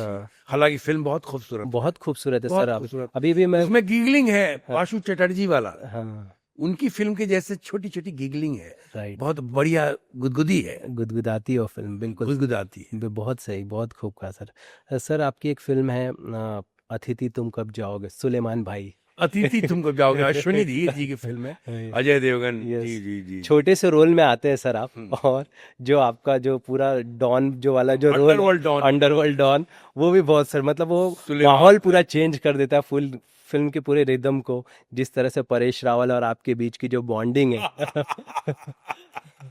यस। वो अद्भुत, वो कुछ मतलब वैसा कुछ हम लोगों ने सोचा नहीं था। परेश जी तो कमाल एक्टर हैं, उनके साथ काम करना एक प्रिविलेज है अपने आप में। तो वो हम लोग करते गए, वो रिएक्शन वैसे ही मैं रिएक्ट करता था, वैसे ही वो रिएक्ट करते थे, वो करते वो गिव एंड टेक। चूंकि मैं भी थिएटर से और वो तो थिएटर के बहुत ही वरिष्ठ हैं, तो वो एक अद्भुत केमिस्ट्री के हैं, फिजिक्स के हैं, मैथमेटिक्स के हैं, ज्योमेट्री के हैं, वो थिएटर एक्टरों का बन जाता है।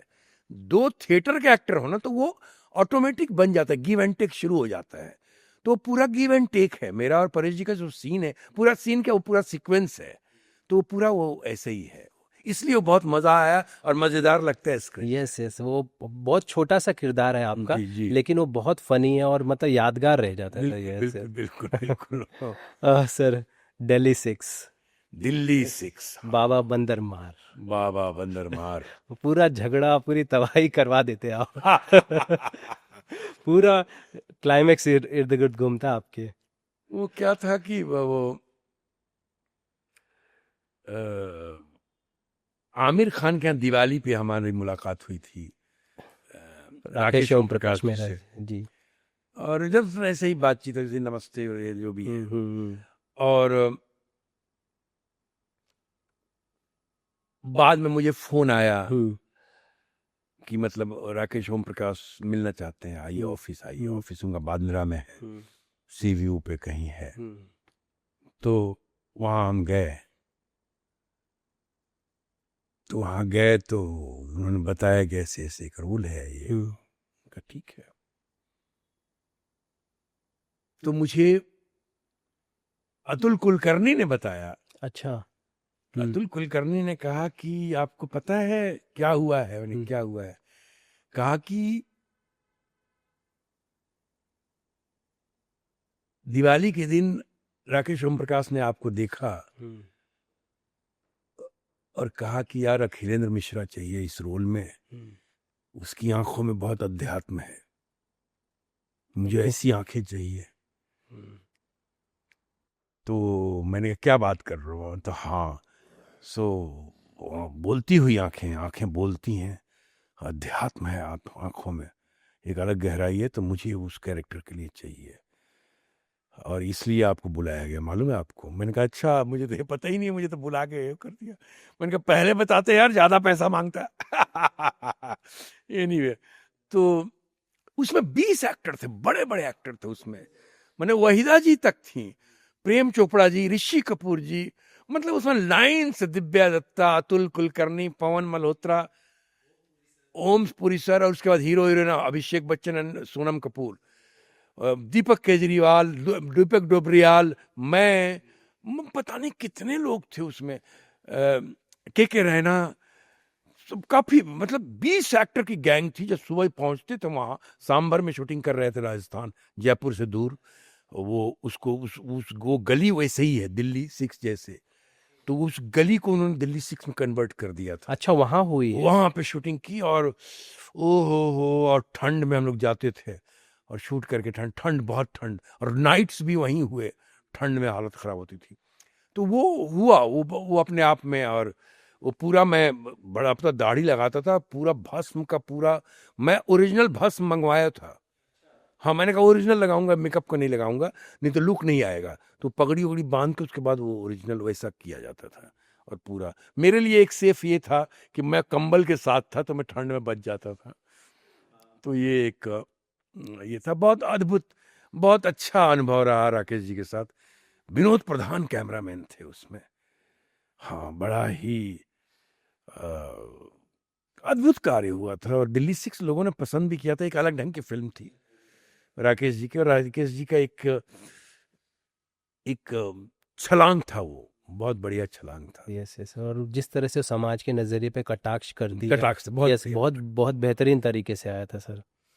सर इसके बाद मैं अमर चौधरी की बात करना चाहूँगा। सलमान के साथ फिर आप लोगों की बॉन्डिंग जमती है और रेडी में मिलते हैं, और जिस तरह से दादा और पोते एक साथ गाली खाते हैं, वो पूरा सीन जो है इतना फनी आता है। अमर चौधरी, वो सर उस रोल के लिए क्या प्रिपरेशन थी, क्या दिमाग में था? नहीं, वो रोल चूंकि मैं दिल्ली में शूटिंग कर रहा था, मुझे फ़ोन आया कि अ, अनीस बज़मी साहब बात करना चाहते हैं। मैंने कहा अरे वाह! तो उन्होंने बात की मुझसे, कहा कि अखिलेश जी नमस्कार, कैसे हैं? देखिए ना, आज तक हम साथ काम नहीं कर पाए चूँकि आपके लायक रोल नहीं आ रहा था। मैं आपको वही रोल देना चाह रहा था जो आपके लायक हो। तो आपके लायक रोल आ गया है, तो आपको रोल करना है। कहाँ हैं आप? मैंने, मैं दिल्ली में। कब आ रहे हैं यहाँ? कहा कि मैं नहीं रहूँगा, मैं दूसरी फ़िल्म की शूटिंग के लिए जा रहा हूँ। तो लेकिन आप ऑफ़िस आ जाइए, सारी बातें कर लीजिए और ऐसे-ऐसे है, रोल सुन लीजिए।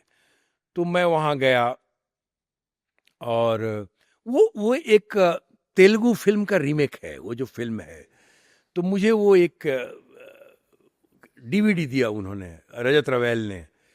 वो उसके को-प्रोड्यूसर थे, उन्होंने दिया कि ये देखिए।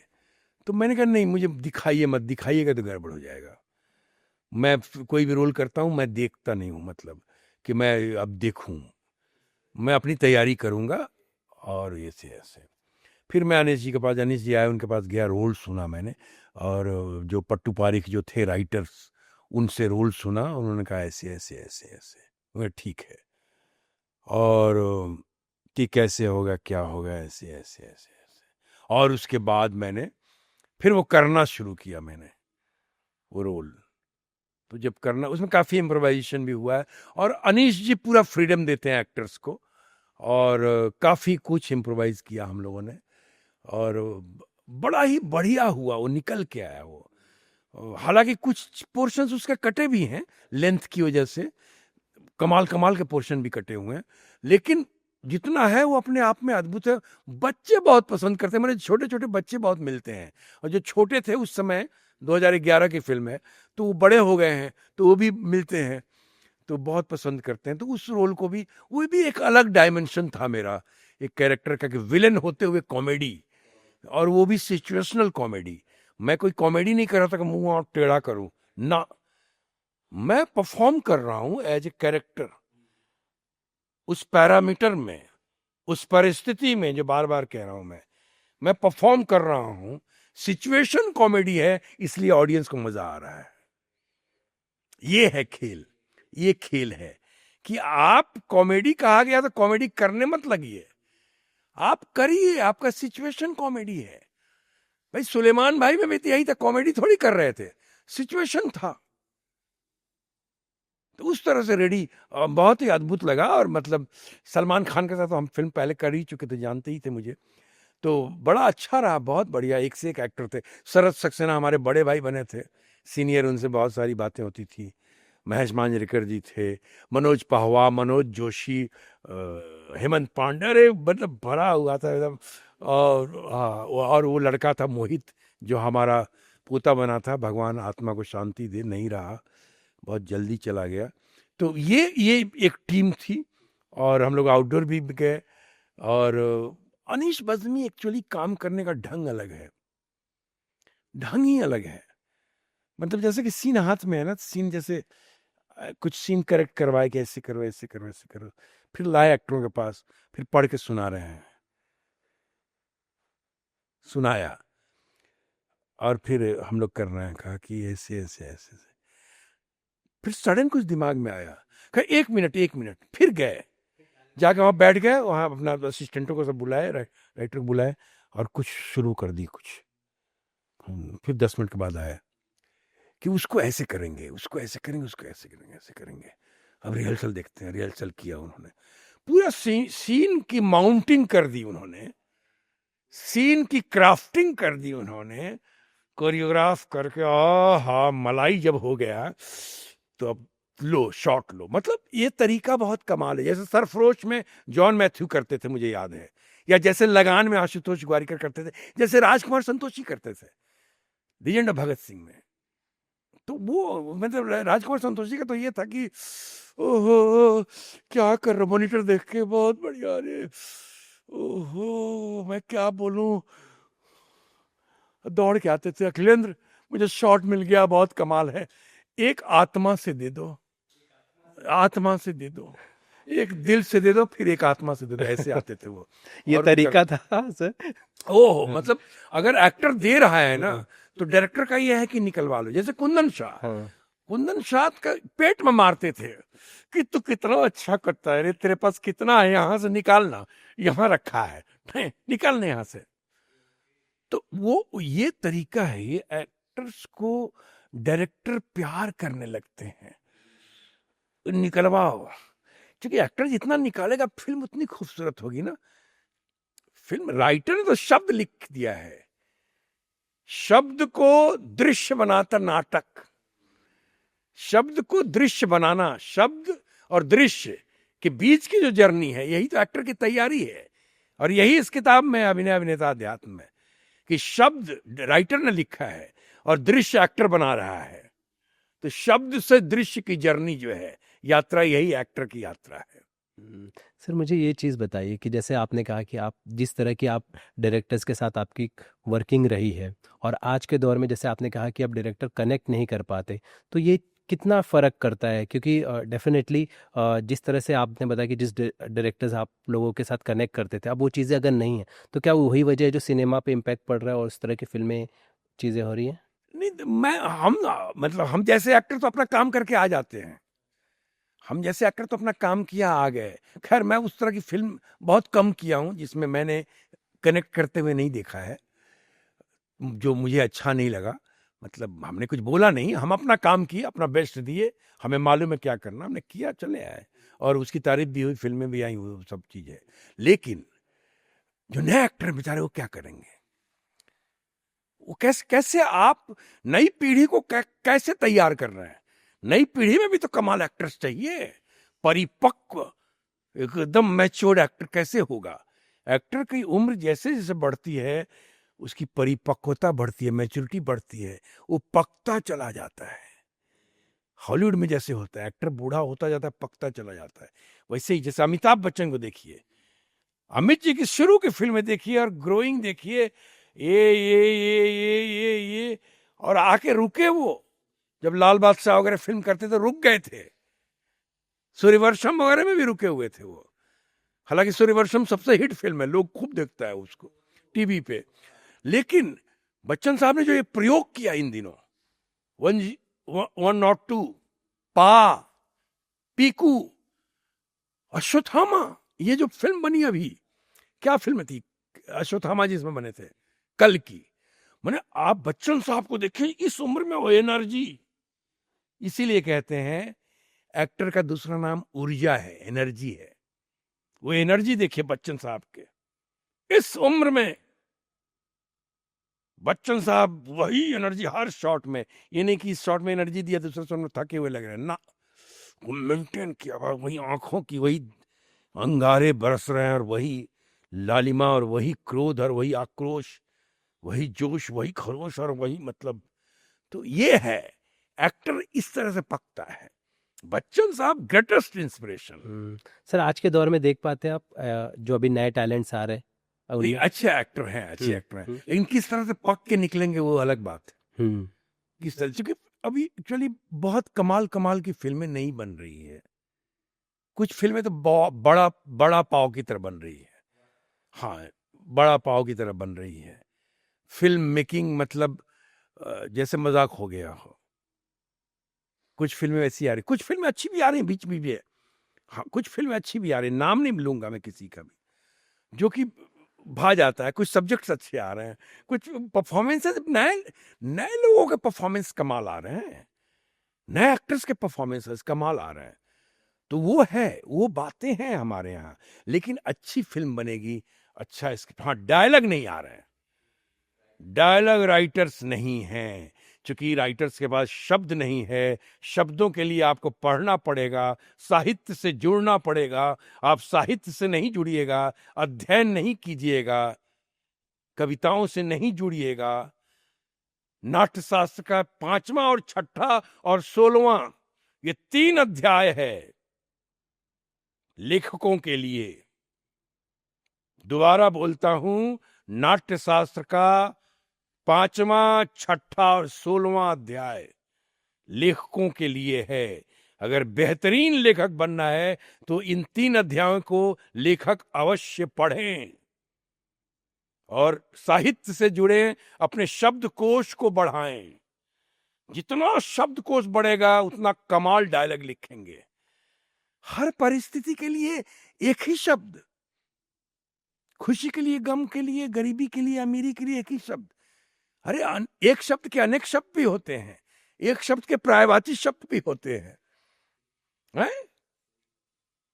धातु अलग है, प्रत्यय अलग है, उसी धातु में प्रत्यय अलग अलग लगता है तो शब्द बदल जाते हैं।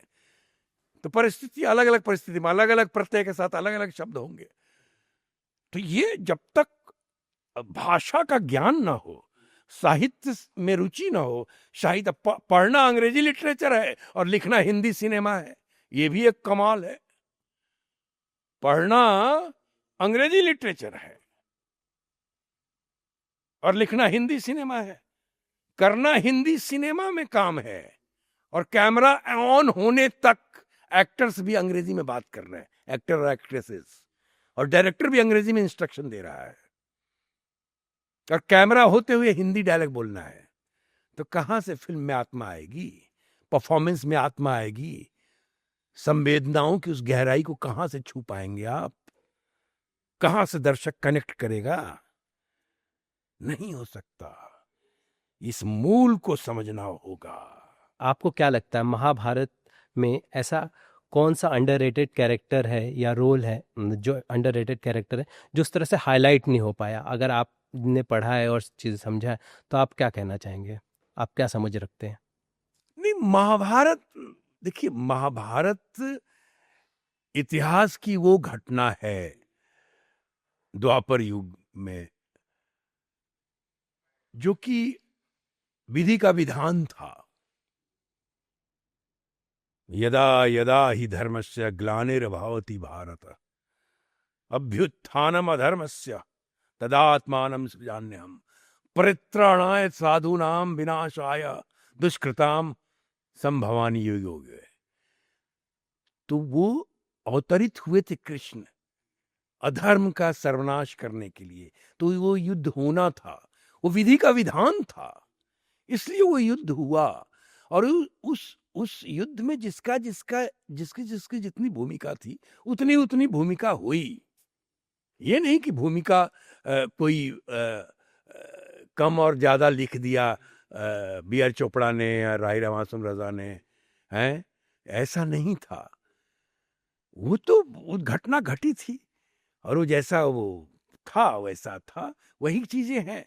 हाँ, ये है कि जो गीता भगवान श्री कृष्ण ने कुरुक्षेत्र में अर्जुन को जो गीता बताई, गीता 18वें पर्व में था। ओके।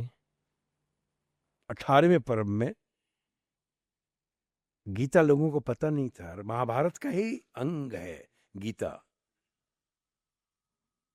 आदि गुरु शंकराचार्य ने देखा क्या है, गीता ये यहां इस मोटे ग्रंथ में दबी हुई है, ये तो आम जनमानस के लिए, समाज के लिए है, निकालो इसको वहां से। उन्होंने, आदि गुरु शंकराचार्य ने महाभारत से निकाला है गीता को और अलग उसका टीका किया है। इस दुनिया का सर्वश्रेष्ठ टीका आदि गुरु शंकराचार्य का है गीता पे, अलग। उसके बाद गीता के कई टीकाकार हुए और आज तक अभी प्रभुपाद जी का जो लेटेस्ट है, अभी जो चलता है आजकल, काफी लोग इस्कॉन ने प्रचारित किया है। तो वहां महाभारत ने जो गीता जैसा एक ऐसा ग्रंथ दिया जो कि संसार के प्रत्येक मनुष्य के लिए आवश्यक है। अगर गीता नहीं पढ़ा आपने तो जीवन आपका व्यर्थ है। अगर गीता को इतना भी अगर जीवन में नहीं उतारा तो व्यर्थ है जीवन। गीता को रोज एक पन्ना पढ़िए, रोज एक पन्ना, सिर्फ एक ही पन्ना रोज पढ़िए। एक एक अध्याय पढ़ने की आवश्यकता नहीं है, एक पन्ना रोज पढ़िए, हृदयस्थ हो जाएगा ज्ञान का। पूरा ज्ञान का भंडार है ना इस सृष्टि में, वो पूरा ज्ञान का भंडार यहां पे हृदयस्थ हो जाएगा, हृदय में। गीता में वो शक्ति है। सर आजकल हम देखते हैं कि सोशल मीडिया पे लोग जिस तरह से बाबा और वो सारी बातें करते हैं और वो जिस तरह से मैसेज काफ़ी वायरल होते हैं, इट मीन्स कि लोग अब कनेक्ट करने लगे हैं, उसकी पावर को समझने लगे हैं। और यही वजह है कि बहुत ज़्यादा लोग जुड़ते हैं, जैसे कि अभी प्रेमानंद महाराज जी हैं, अगर उन्हें कई कई लोग कृष्ण भगवान का अवतार मानते हैं। तो इस तरह से लोग अब कनेक्ट कर रहे हैं, लेकिन वही है कि जैसे आपने कहा कि बुक पढ़ना, जो लेकर गीता को पढ़ना, वो चीज़ें अगर वो शुरू कर दे तो उसके अलग प्रभाव खुद समझना होगा। मैं कह रहा हूं ना, एक ही पन्ना पढ़ो, पूरा गीता और पूरा अध्याय मत पढ़ा करो। रोज नियम बना लो कि एक पन्ना पढ़ूंगा, सुबह उठ के पढ़ूं या दोपहर में पढ़ूं या रात को सोते समय पढ़ूं, एक ही पन्ना पढ़ूंगा। चाहे उसमें 4 ही श्लोक हो, चाहे 2 ही श्लोक का पूरा विस्तार हो। संस्कृत भी कोशिश कीजिए, हिंदी पढ़िए, अगर संस्कृत नहीं आती तो सिर्फ हिंदी का अनुवाद पढ़ लीजिए, उसका भावार्थ पढ़ लीजिए, उसका शब्दार्थ पढ़ लीजिए, वो दिया हुआ है उसमें हर टीका में। तो वो देखिए तो सही कि कैसे 360 डिग्री पे आपका जीवन बदल जाएगा। एक बिंदु पे खड़े रहकर इस सृष्टि को आप 360 डिग्री पे देखिएगा। घूमने की जरूरत नहीं है 360 डिग्री पे कि यहां खड़ा होकर घूमूं मैं, ना प्रकाल की तरह घुमाने की जरूरत नहीं है। एक ही बिंदु पर खड़े हैं, लेकिन पूरी दुनिया को आप 360 डिग्री पे देख रहे हैं। गीता आपको वैसे बना देती है। इस साल तो यूनेस्को में श्रीमद् भगवत गीता जी शामिल हुई हैं, इस साल, जो बहुत पहले हो जाना चाहिए था। और साथ साथ नाट्य शास्त्र भी हुआ है साथ साथ। तो ये अपने आप में एक अद्भुत कार्य किया यूनेस्को ने। राइट। सर आप प्रेमानंद महाराज जी को सुनते हैं? मैं बिल्कुल बिल्कुल सुना हूँ, मैं काफ़ी सुना हूँ। मैं एक बार मिलने भी गया था, मेरे पास समय कम, बहुत कम था, चूँकि उस समय वो विश्राम में थे। मैं जब पहुँचा तो उन्होंने कहा कि सर विश्राम में हैं, तो महाराज जी से अभी तो कैसे, आप कैसे, कहाँ वेट करेंगे, कैसे करेंगे? तो मैंने कहा कि अरे मेरे पास समय ही नहीं था। तो मैंने कहा, कब से है? तो अभी तो फिर वो जब सत्संग शुरू होगा तो उसमें हम आपको। तो फिर वो हम बाहर से प्रणाम किए उनको। देखिए प्रणाम पहुंच गया होगा उनके पास, बाहर से हमारा है, मंदिर भी बंद हो जाता है। ड्राइवर कहता है गाड़ी में बैठा हुआ हूँ, शूटिंग पैकअप हुआ, कहीं आउटडोर में हूँ, फलना मंदिर जाना है, वो कहता है सर बंद हो गया होगा। मैंने कहा चल चौखट को टेक के आऊंगा मत। देख के प्रणाम करना आवश्यक नहीं है, श्रद्धा हृदय में होनी चाहिए। आंखें बंद करो, भ्रिकुटी पे देखो, जिसको देखना चाहते हो, राम हो, कृष्ण हो, शिव हो, पार्वती हो, ब्रह्मा हो, विष्णु हो, गणेश हो, जो हो वो यहीं दिखेंगे तुम्हारे इष्ट। सिर्फ आंखें बंद करो, प्रणाम कर लो, यहां बैठे बैठे प्रणाम कर लो। किसको करना है? द्वारकाधीश को, बांके बिहारी को, श्री राम को, सोमनाथ जी को, बाबा विश्वनाथ को, वैष्णो माता को, माँ काली कलकत्ते वाली को, मुंबा माता को, आहा, सिद्धिविनायक गणेश को। किसको करना है? यहाँ बैठे बैठे प्रणाम कर सकते हैं। आप में वो चीजें होनी चाहिए, आपकी ऊर्जा उतनी सकारात्मक हो, आपके विचार उतने शुद्ध हों, आध्यात्मिक स्तर पे आप थोड़े से ऊपर आए हों। अच्छा काम वही करता है जो आध्यात्मिक है, याद रखिए। कोई चाहे कितना भी कह दे कि मैं नास्तिक हूं, लेकिन उसका काम जब देखिए तो कमाल कर रहा है। आप समझ लीजिए कि कहीं ना कहीं आध्यात्मिक स्तर पे प्रत्यक्ष अप्रत्यक्ष रूप से उन्नत है, तभी वो अच्छा कर पा रहा है। बेशक वो कह रहा है मैं नास्तिक हूं, क्योंकि मेरा ये मानना है कि इस सृष्टि में कोई भी नास्तिक नहीं है। जो भी श्वास ले रहा है और श्वास छोड़ रहा है वो आस्तिक है, क्योंकि अध्यात्म यही है, ईश्वर यही है कि आपका श्वास चल रहा है, ये साक्षात ईश्वर के ही रूप है। अगर ये कोरोना से भी ना समझे हो तो समझ लें, कब किसकी सांस खिंच गई और कब लटक गए, कहाँ पे कौन लुढ़क गया मालूम नहीं पड़ा। तो अब उससे भी अगर ना सीखें और अपने आप को नास्तिक कह के उछलते रहें तो मतलब नहीं है।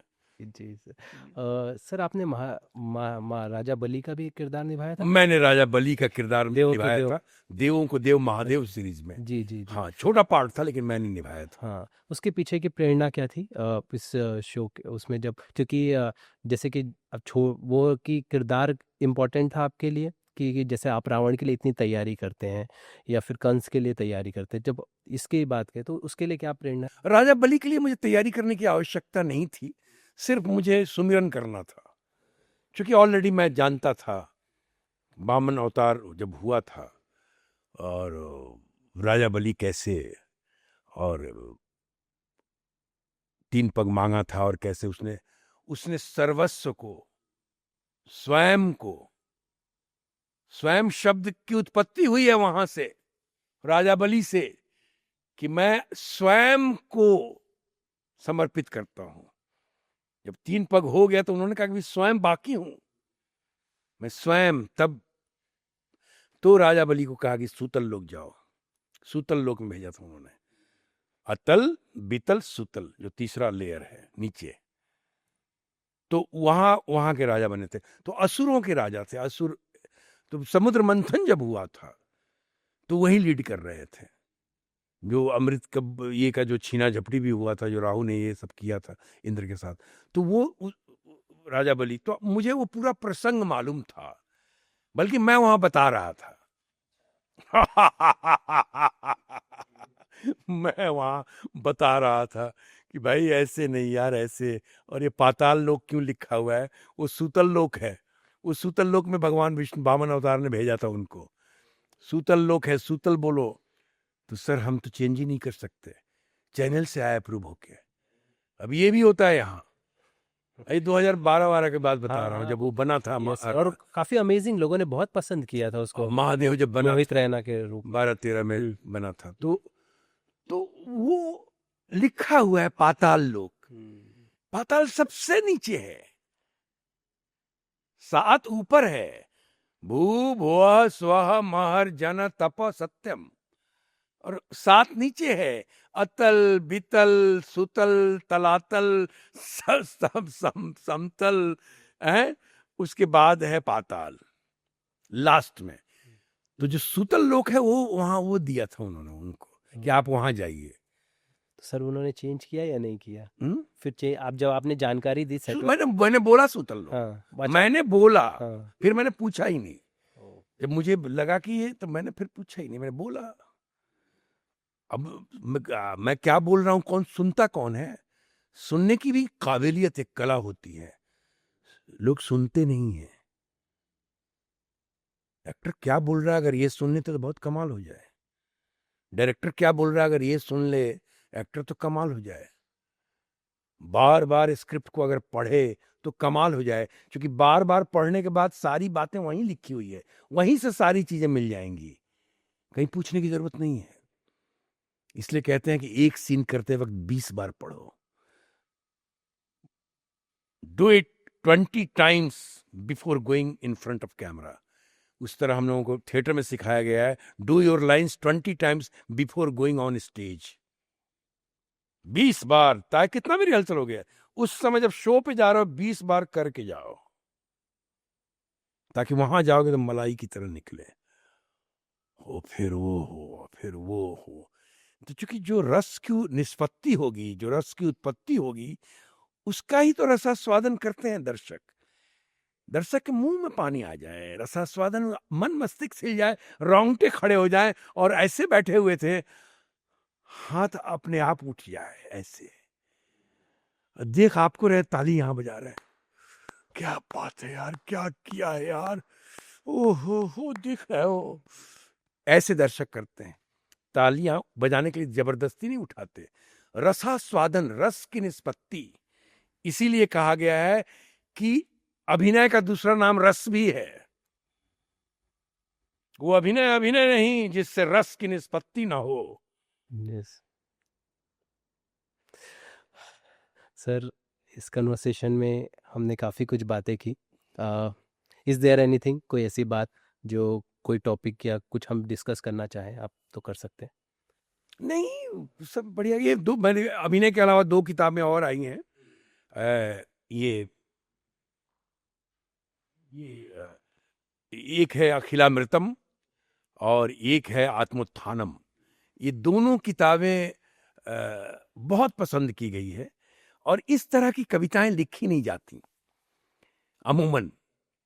इस तरह की कविताएं लिखी नहीं जाती, लंबी लंबी कविताएं जिसमें अध्यात्म हो, पर्यावरण हो, दर्शन हो, भारतीय दर्शन, जीवन हो और प्रासंगिकता भी हो। तो वो सारी चीजें हैं। मेरे मेरे इस किताब में एक कविता है, राम मैं रावण। राम मैं मतलब मेरा रावण भी राममय है। उसका केवल वाचन 42 मिनट का है। अब समझ लीजिए, वो इस पुस्तक की सबसे लंबी कविता है। तो ये इस तरह की कविताएं हैं।